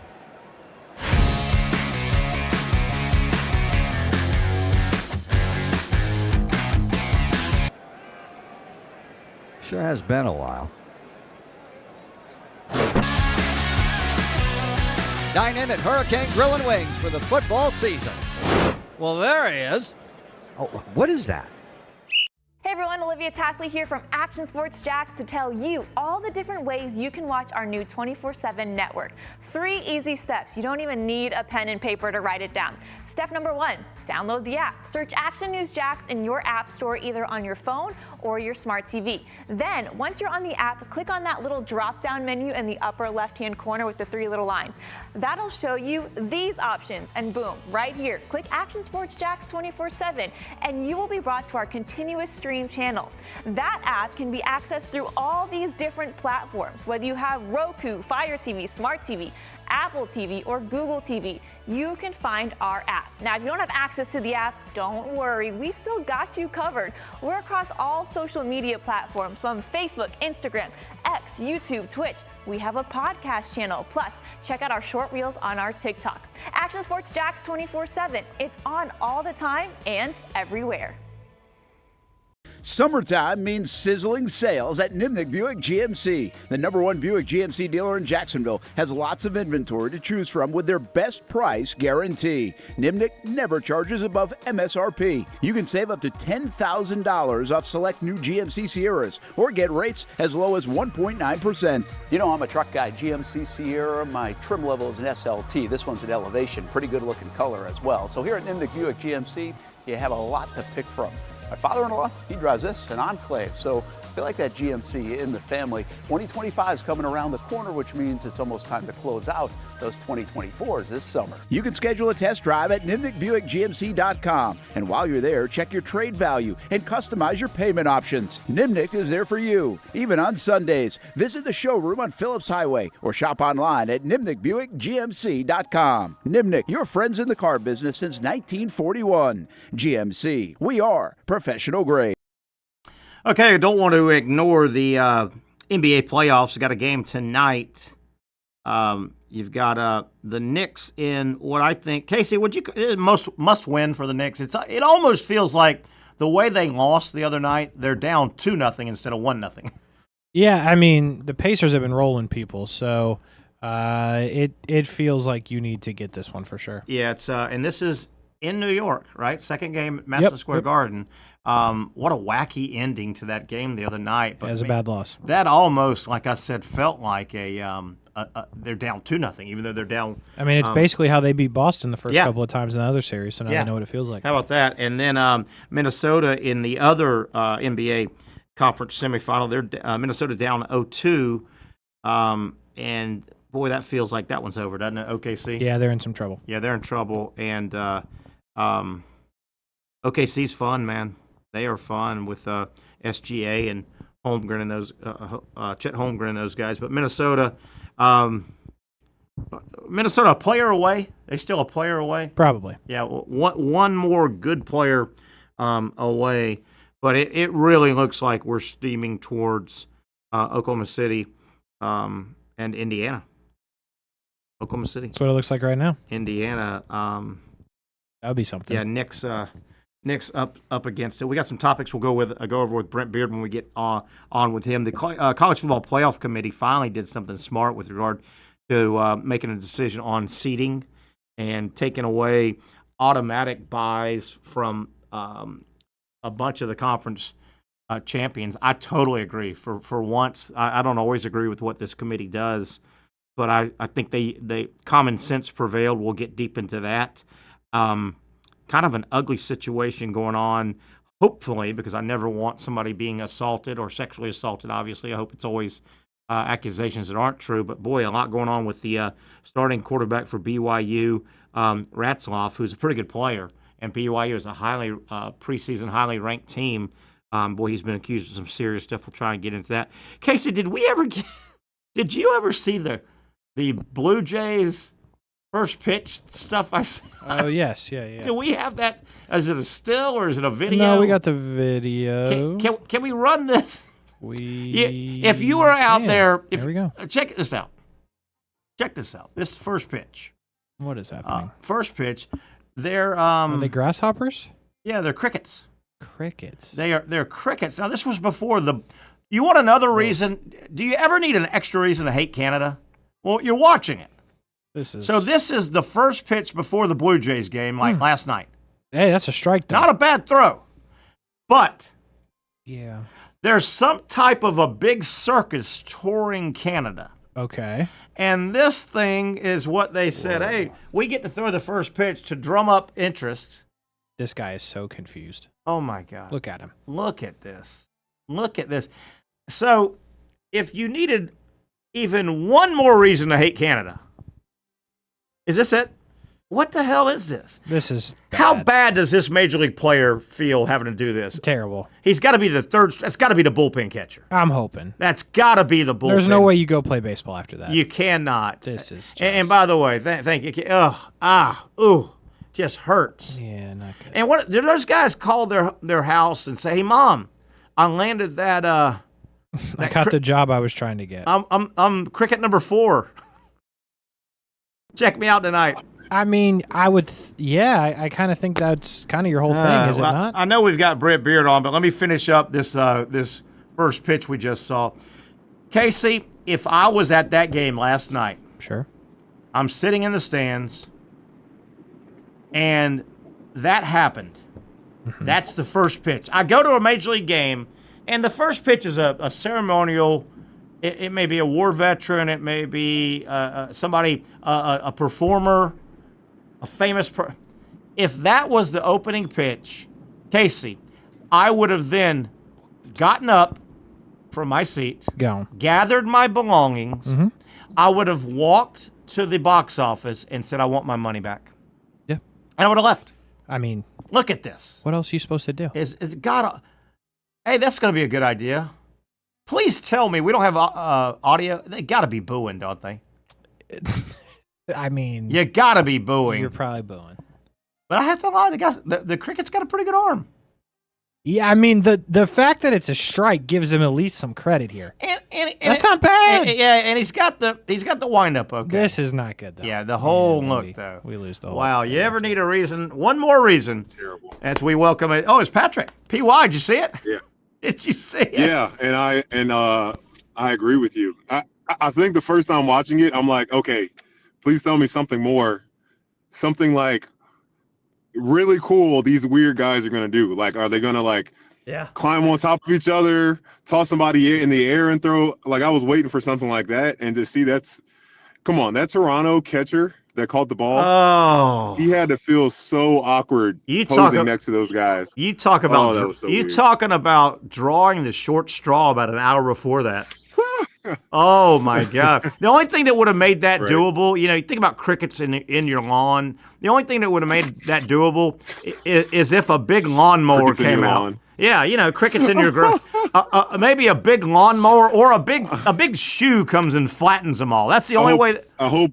Man, I wish Mike Freed heard that, and I hope Brent Beaird hears that as well. Oh, we'll work it. We'll work it in. I did hear that. Oh, Mr. Beaird, did you see that mess, Brent? You need another reason to hate Canada? There it is. I remember. I took my family a decade. No, Lord, it was a lifetime ago to see the theater of play of Cats. Oh boy! And when I first saw that, I thought, "Is that what that is?" Yeah. So, oh man. And guys, the backstory is there's some kind of national circus touring Canada, so they wanted to get a little publicity. And I hope you guys are from the same point as I am here. It's one of those, I can never pronounce it. Cirque du Soleil, whatever. Patrick, I've never been able to pronounce. It's the same pronunciation. You're out of breath. I can't pronounce it. Cirque du Soleil. Wait, what? I'm not that fancy. Is it the circus? Is it? Is it Ringling Brothers and Barnum and Bailey? No, I can say that. No, it's not. Because listen, it was some offshoot of that, or maybe the same thing. Was at the Orange Park Mall just a few months. I'm serious. Just a few months ago in the parking lot. Oh, God. For about a week at the Orange Park Mall. Well, if they were trying to promote come see the circus in the Orange Park Mall, they'd have a drive-by as the first pitch. Oh, did I say that out loud? Did I say that out loud? Hey, one more pronunciation thing. And I think you guys are as non-fancy as me. You probably suffer from this. There's this, it's kind of like finger food, and it's got a word. And nobody, I see it on menus, and I want to say I want that charcuterie board thing, but I can't. Nobody can pronounce the word. Yeah. Casey, you know what I'm talking about? That charcuterie thing. You talking about charcuterie? Charcuterie. Yes. Charcuterie. Yes. Charcuterie. Do you know how many times in my adult life I have been at a restaurant and I've wanted to order that as my appetizer, as our appetizer, and I can't say it. Nobody can pronounce it. You can always get away. I hope this isn't naughty, Patrick, but you can always go with cooter board. Yeah. And the other one, charcuterie board. Yeah. Charcuterie. I think I've probably said that a few times. And they said, and then they said, sir, that's not on the menu. That's a different place down the street with strobe lights and blinking lights. There's some dim. Oh boy. There's some interesting things on this segment on Fridays. I can tell you that. There are. Hey, bad news.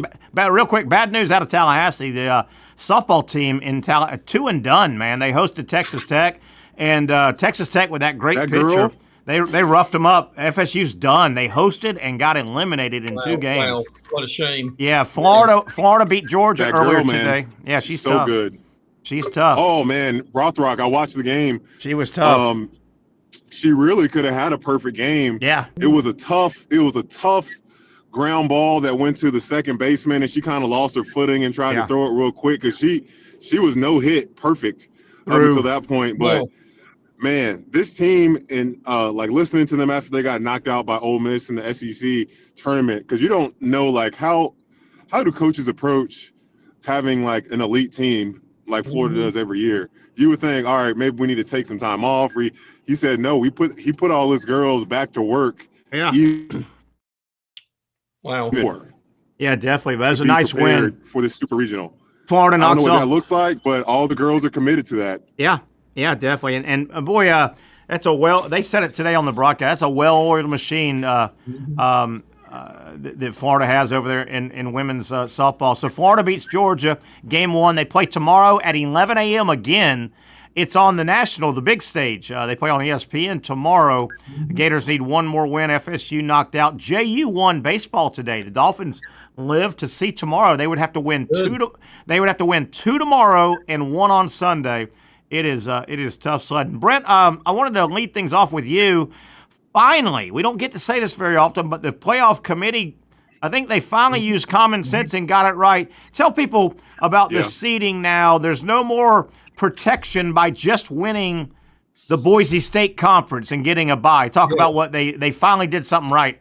Yeah, as a matter of fact, the Boise State AD wasn't real happy with this and said, why don't y'all just call this the Boise State rule? That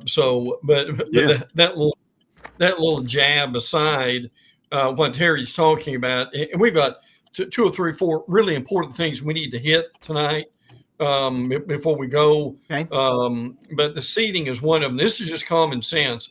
Pat and Terry, we've talked about this over the last few weeks. They do on Tuesday night, the committee does this must-see TV, and they give us their top 25. Well, that's fine and good. Yeah. But why do you go to all that work and then you get basically to the one that really counts, and instead of going with whatever your top 25 is, you've got to rearrange it. Now tell me, both of y'all, does that make any sense whatsoever? Pat, I'll let you jump in. No, it's really a waste of time if you're not using your standings. And what Brent's saying, Pat, they used the standings, talk about it, but then the actual 4 byes were given to the highest ranked 4 conference champions plus the group of 5. So last year, I don't think Boise Arizona State, what were they, 12? Yeah. But they won their conference title. Yeah. And Boise State. So I mean, you had teams that had to play round 1 like Georgia, right? Yes. But Boise State, I don't even care if they went and won the whole college football championship. Their path to their championship was nowhere near the path that Georgia. Correct. It's just now. the argument against is, well, I can see it coming. The SEC and the Big Ten, they're going to get 2 of the 4 byes. Well, yeah, they might deserve it. If next year Ohio State finishes 1 in the final poll going into the playoff, and Penn State is 3, Pat, I'm fine with those 2 having. They deserve, I think. Yeah, they played the hardest schedule in the best 2 divisions, so like it's just really so hard. And what was the thing we were so caught up on, like saying like, oh, they must not really be considering strength of schedule as much of a factor as we think it should. Yeah, must not.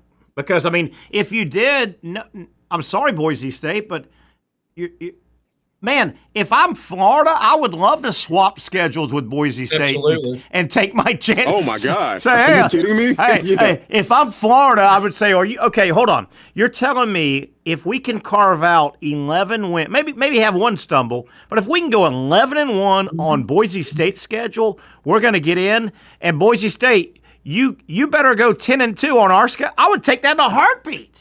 Well, and they were talking about Indiana in that same vein too. The people were really criticizing their schedule. Yeah. Now, let me just read this real quick, and this backs up what Terry and Pat are saying.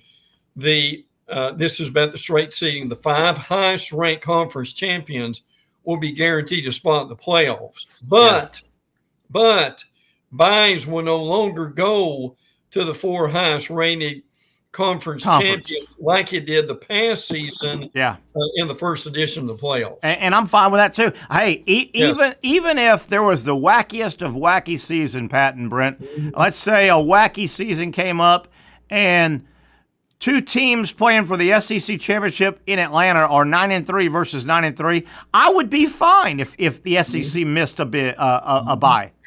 And I know that's whack, but wouldn't you? I would be fine if that happened out of left field. Yeah. Well, the seating is just more fair. Yeah. Than it is.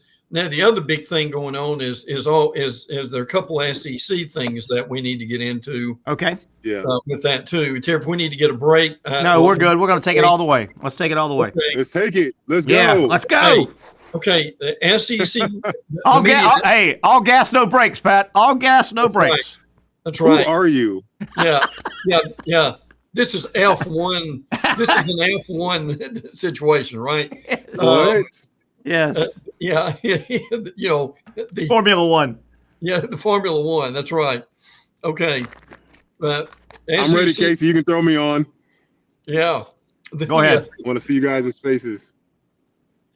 All right, we're getting Patrick's pretty. Oh, look at this guy. He's got his tube top on. He's wearing his tube top. What do you got there, Pat? What do you got there? This is Florida. This is softball, man. It's Florida softball. I'm always representing. You went down. I'm always representing for these girls, man. That's sweet. Someone has a trim, correct? Yeah. So, I got professional, man. The huge beard wasn't doing it. It was a little too messy. We were Brent, Casey, Brent, and myself. We had a Monday intervention scheduled for you, Patrick, with that whole bushy look that wasn't working for us. It just wasn't working for us. I am going. The SEC sponsorship summit is in Destin on the Tuesday to Thursday next week. So I do need to make sure I look okay there. I want shoulders with some people. When you go over there, I want you to get some guests for our show. Set up some guests. Get some numbers. Get some numbers. All right, Brent, you were get Laura Rutledge on here. That wouldn't suck. I'd kick both of y'all off. I'd kick both of y'all off. Yeah. Sorry, guys. A long segment. Fair. I understand that. And Patrick said that's fair. That's fair. Yeah, that's right. That's right. But I do like the look. I can appreciate it that when it's 95 degrees, then in a heavy beard probably doesn't work, correct? Yeah, definitely. All right, Brent, what do you got? No, he doesn't. Okay, Pat's going to be in the middle of the epicenter for college football. That's nice. Coming out this week. It starts Tuesday. You've got coaches, you've got ADs, and now this is what's important. The presidents will also be there. When the presidents are there, you get things done, because whether we like it or not, The president still, right, Terry? Yep. The president still make decisions, whether we like it or not. And there's two things that are going to be humongous. One, obviously, is do they go to 9 conference games? This is going to be debated. TV has let them know, and this has been the holdup, that they're willing to pay the extra money to have another SEC game. Yeah. So that will be 9. Okay. Now, here's the other thing. We've talked about this before, but this is going to be discussed too. They're not happy right now with the SEC championship game. Yeah.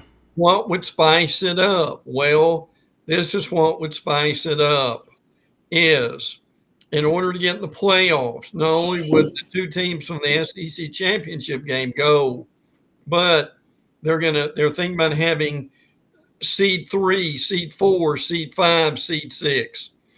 Seed 3 would play seed 6. Seed 4 would play seed 5. And the home of the higher seed and the winners of those 2 games would also be guaranteed a spot in the playoffs. I'm not saying that's going to happen, but I want to get both your opinions on this. This is hot stuff here. 2 things. Big deal. I've got 2 things. Number 1, Patrick, it looks like you forgot something and you have to go. Do you need to go? I'm hoping that my seat cushion fell off my truck and it went in the back. Oh no, from your chair? Oh no. Well, go do what you need to do, man. That would be a blessing. You go do what you need to do, because man, that stinks. We'll catch up with you. I'll reach out to you this extended no show Monday, extended holiday, but we'll be in touch. Do what you need to do, man. You could tell Brent you could tell. Thank you guys, appreciate it. That's the brother. I've lost something. That's the I've lost. Brent, I want to get back as we let Pat go. I want to get back. I literally don't understand what you just explained. I just don't. I don't know what. And I've tried, and I've read this a couple. I don't understand what they're trying to do.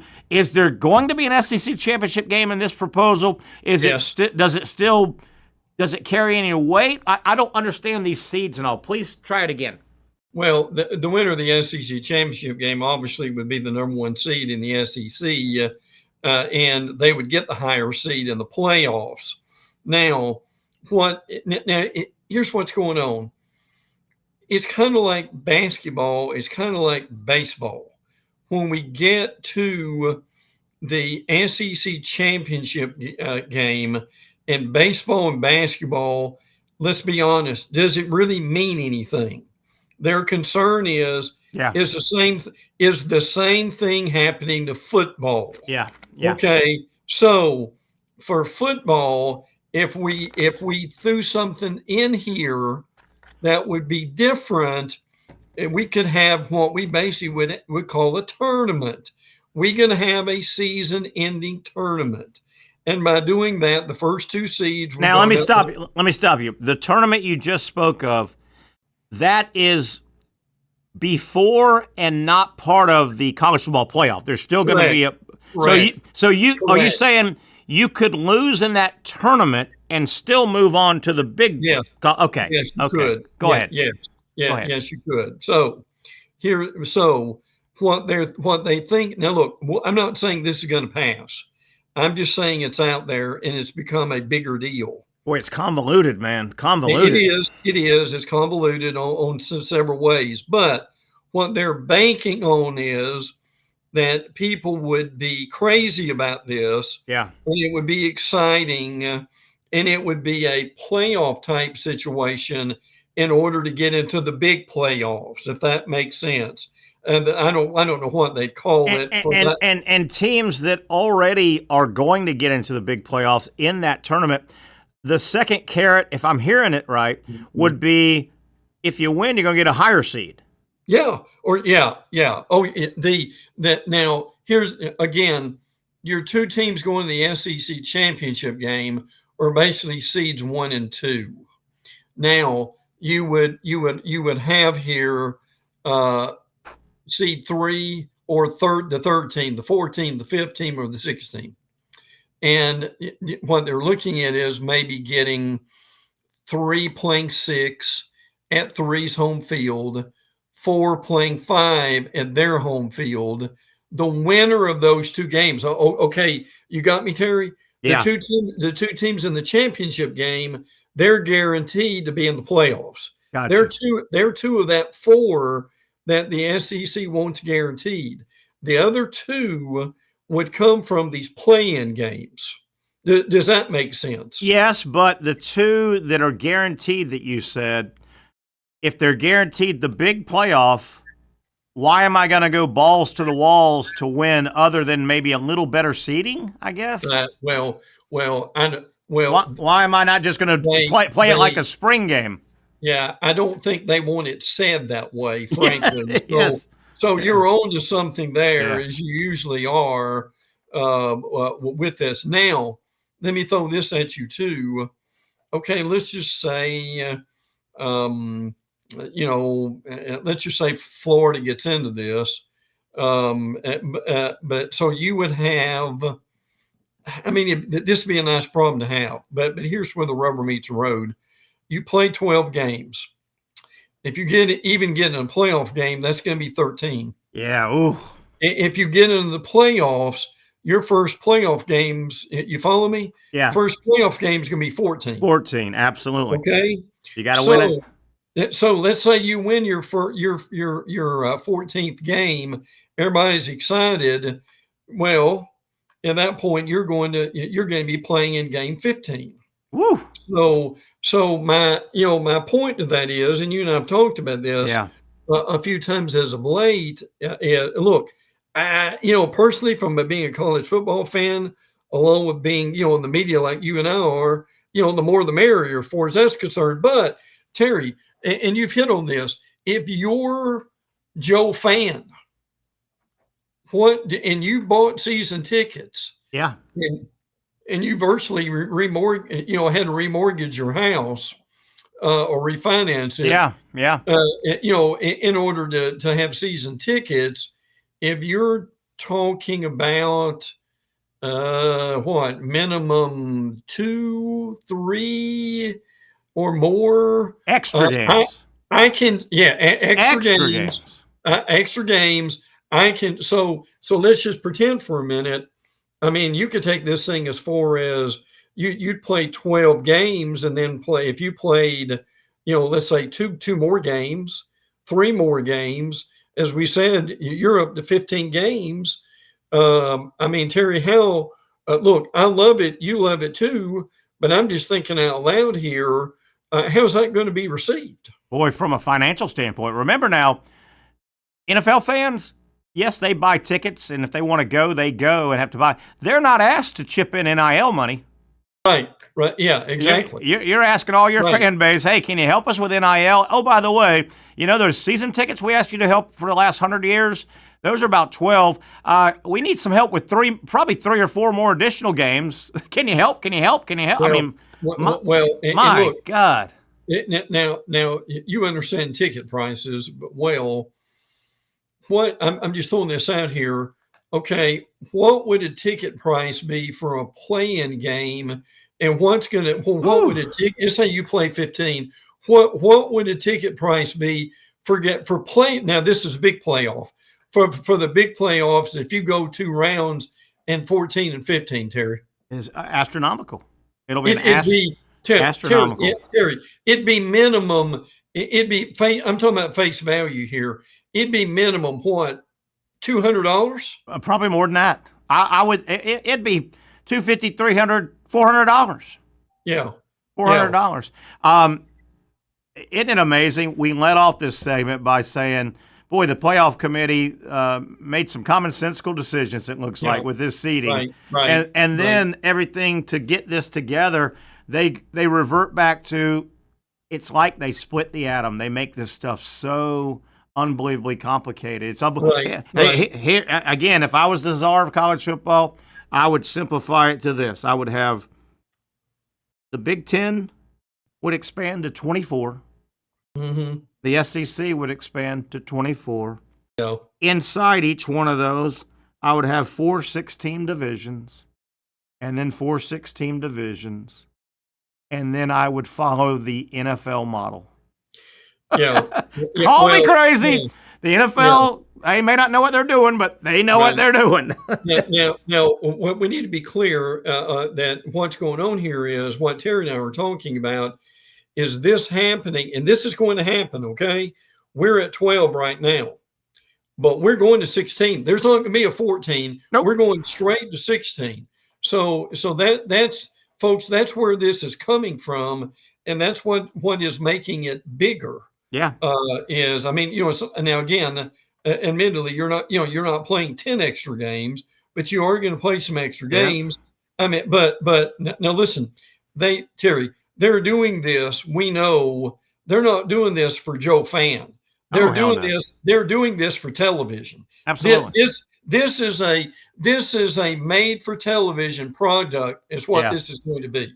Brent, we got 5 minutes left. I want to get a couple things out. I think you've got one or two. Number one, some dates to remember with regard to college basketball.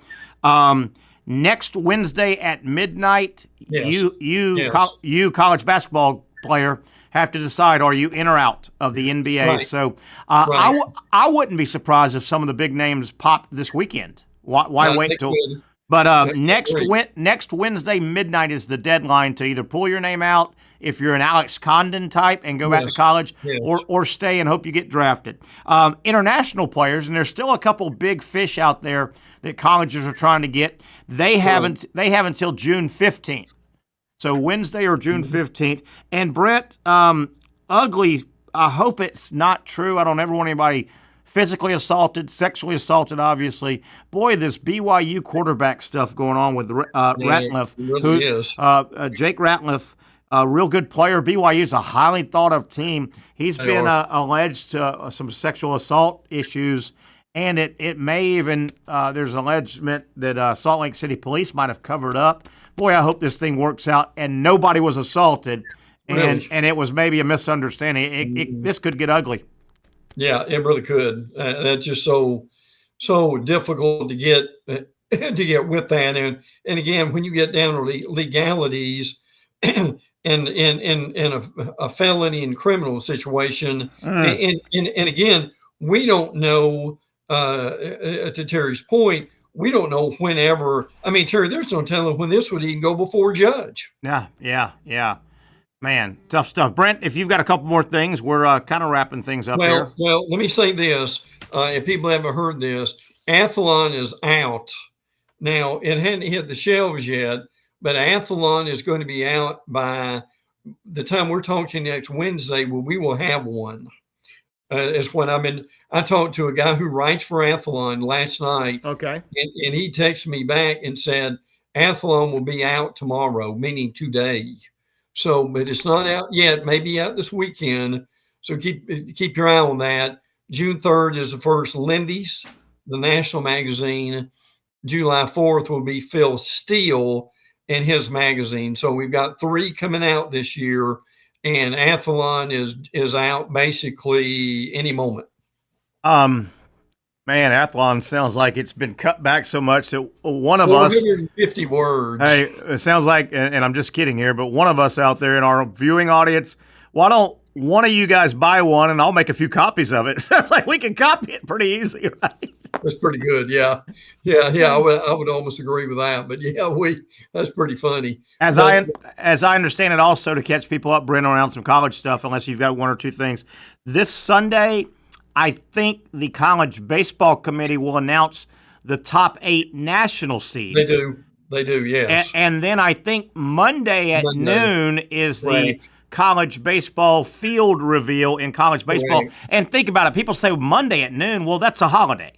That's right. So that changes things. By the way, no show on Monday. We're all going to kind of take the day off. Brent, any other news and notes as we've got a minute left? Yeah, let me just sum up what's happening. Next week's going to be a really important week for us.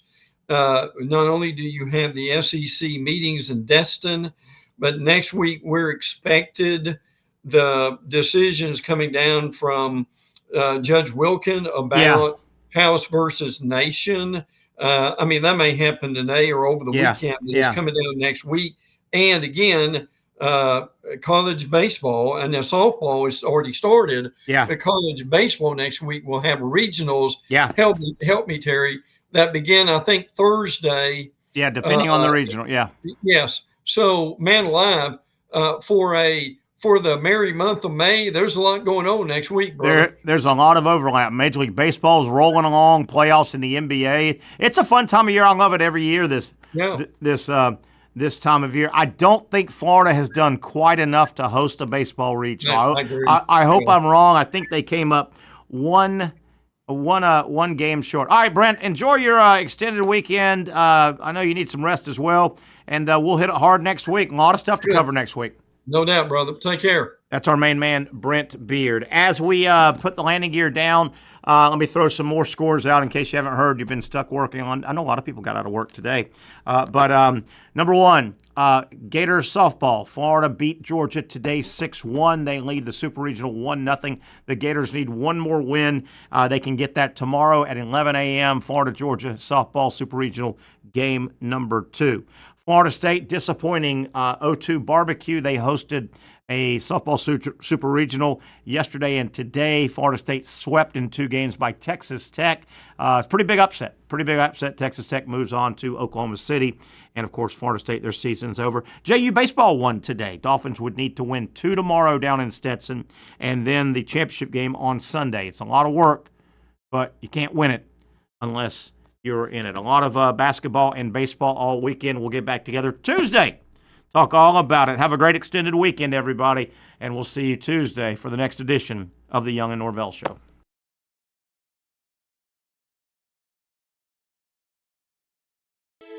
For those dealing with pain from a sports injury, arthritis, or spine condition, Southeast Orthopedic Specialists offers innovative new non-surgical options. Our regenerative medicine treatments, including platelet-rich plasma and other regenerative treatments, use your body's own restorative cells to aid in treating injuries. These procedures are performed in our offices and typically require minimal downtime. If you want to get back to doing what you love, our regenerative treatment options may be right for you. For more information or to schedule an appointment online, visit our website.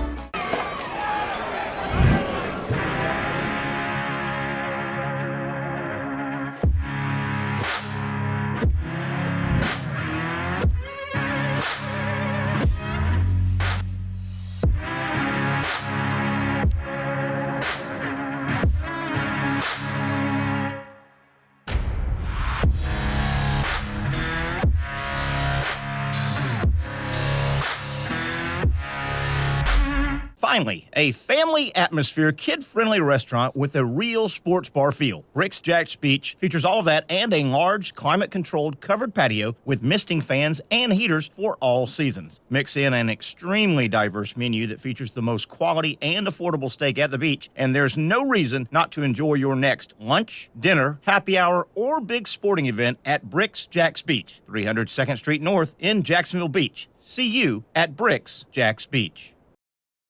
You really got to hand it to him. Hold on. The previous play is under further review. I'm not sure what he could review, but okay.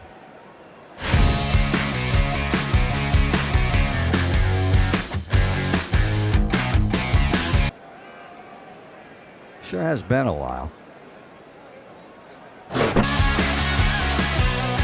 Dine in at Hurricane Grill and Wings for the football season. Well, there he is. Oh, what is that? Hey everyone, Olivia Tasley here from Action Sports Jacks to tell you all the different ways you can watch our new 24/7 network.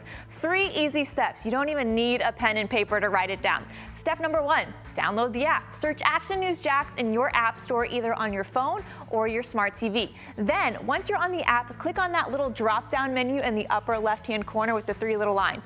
That'll show you these options, and boom, right here, click Action Sports Jacks 24/7, and you will be brought to our continuous stream channel.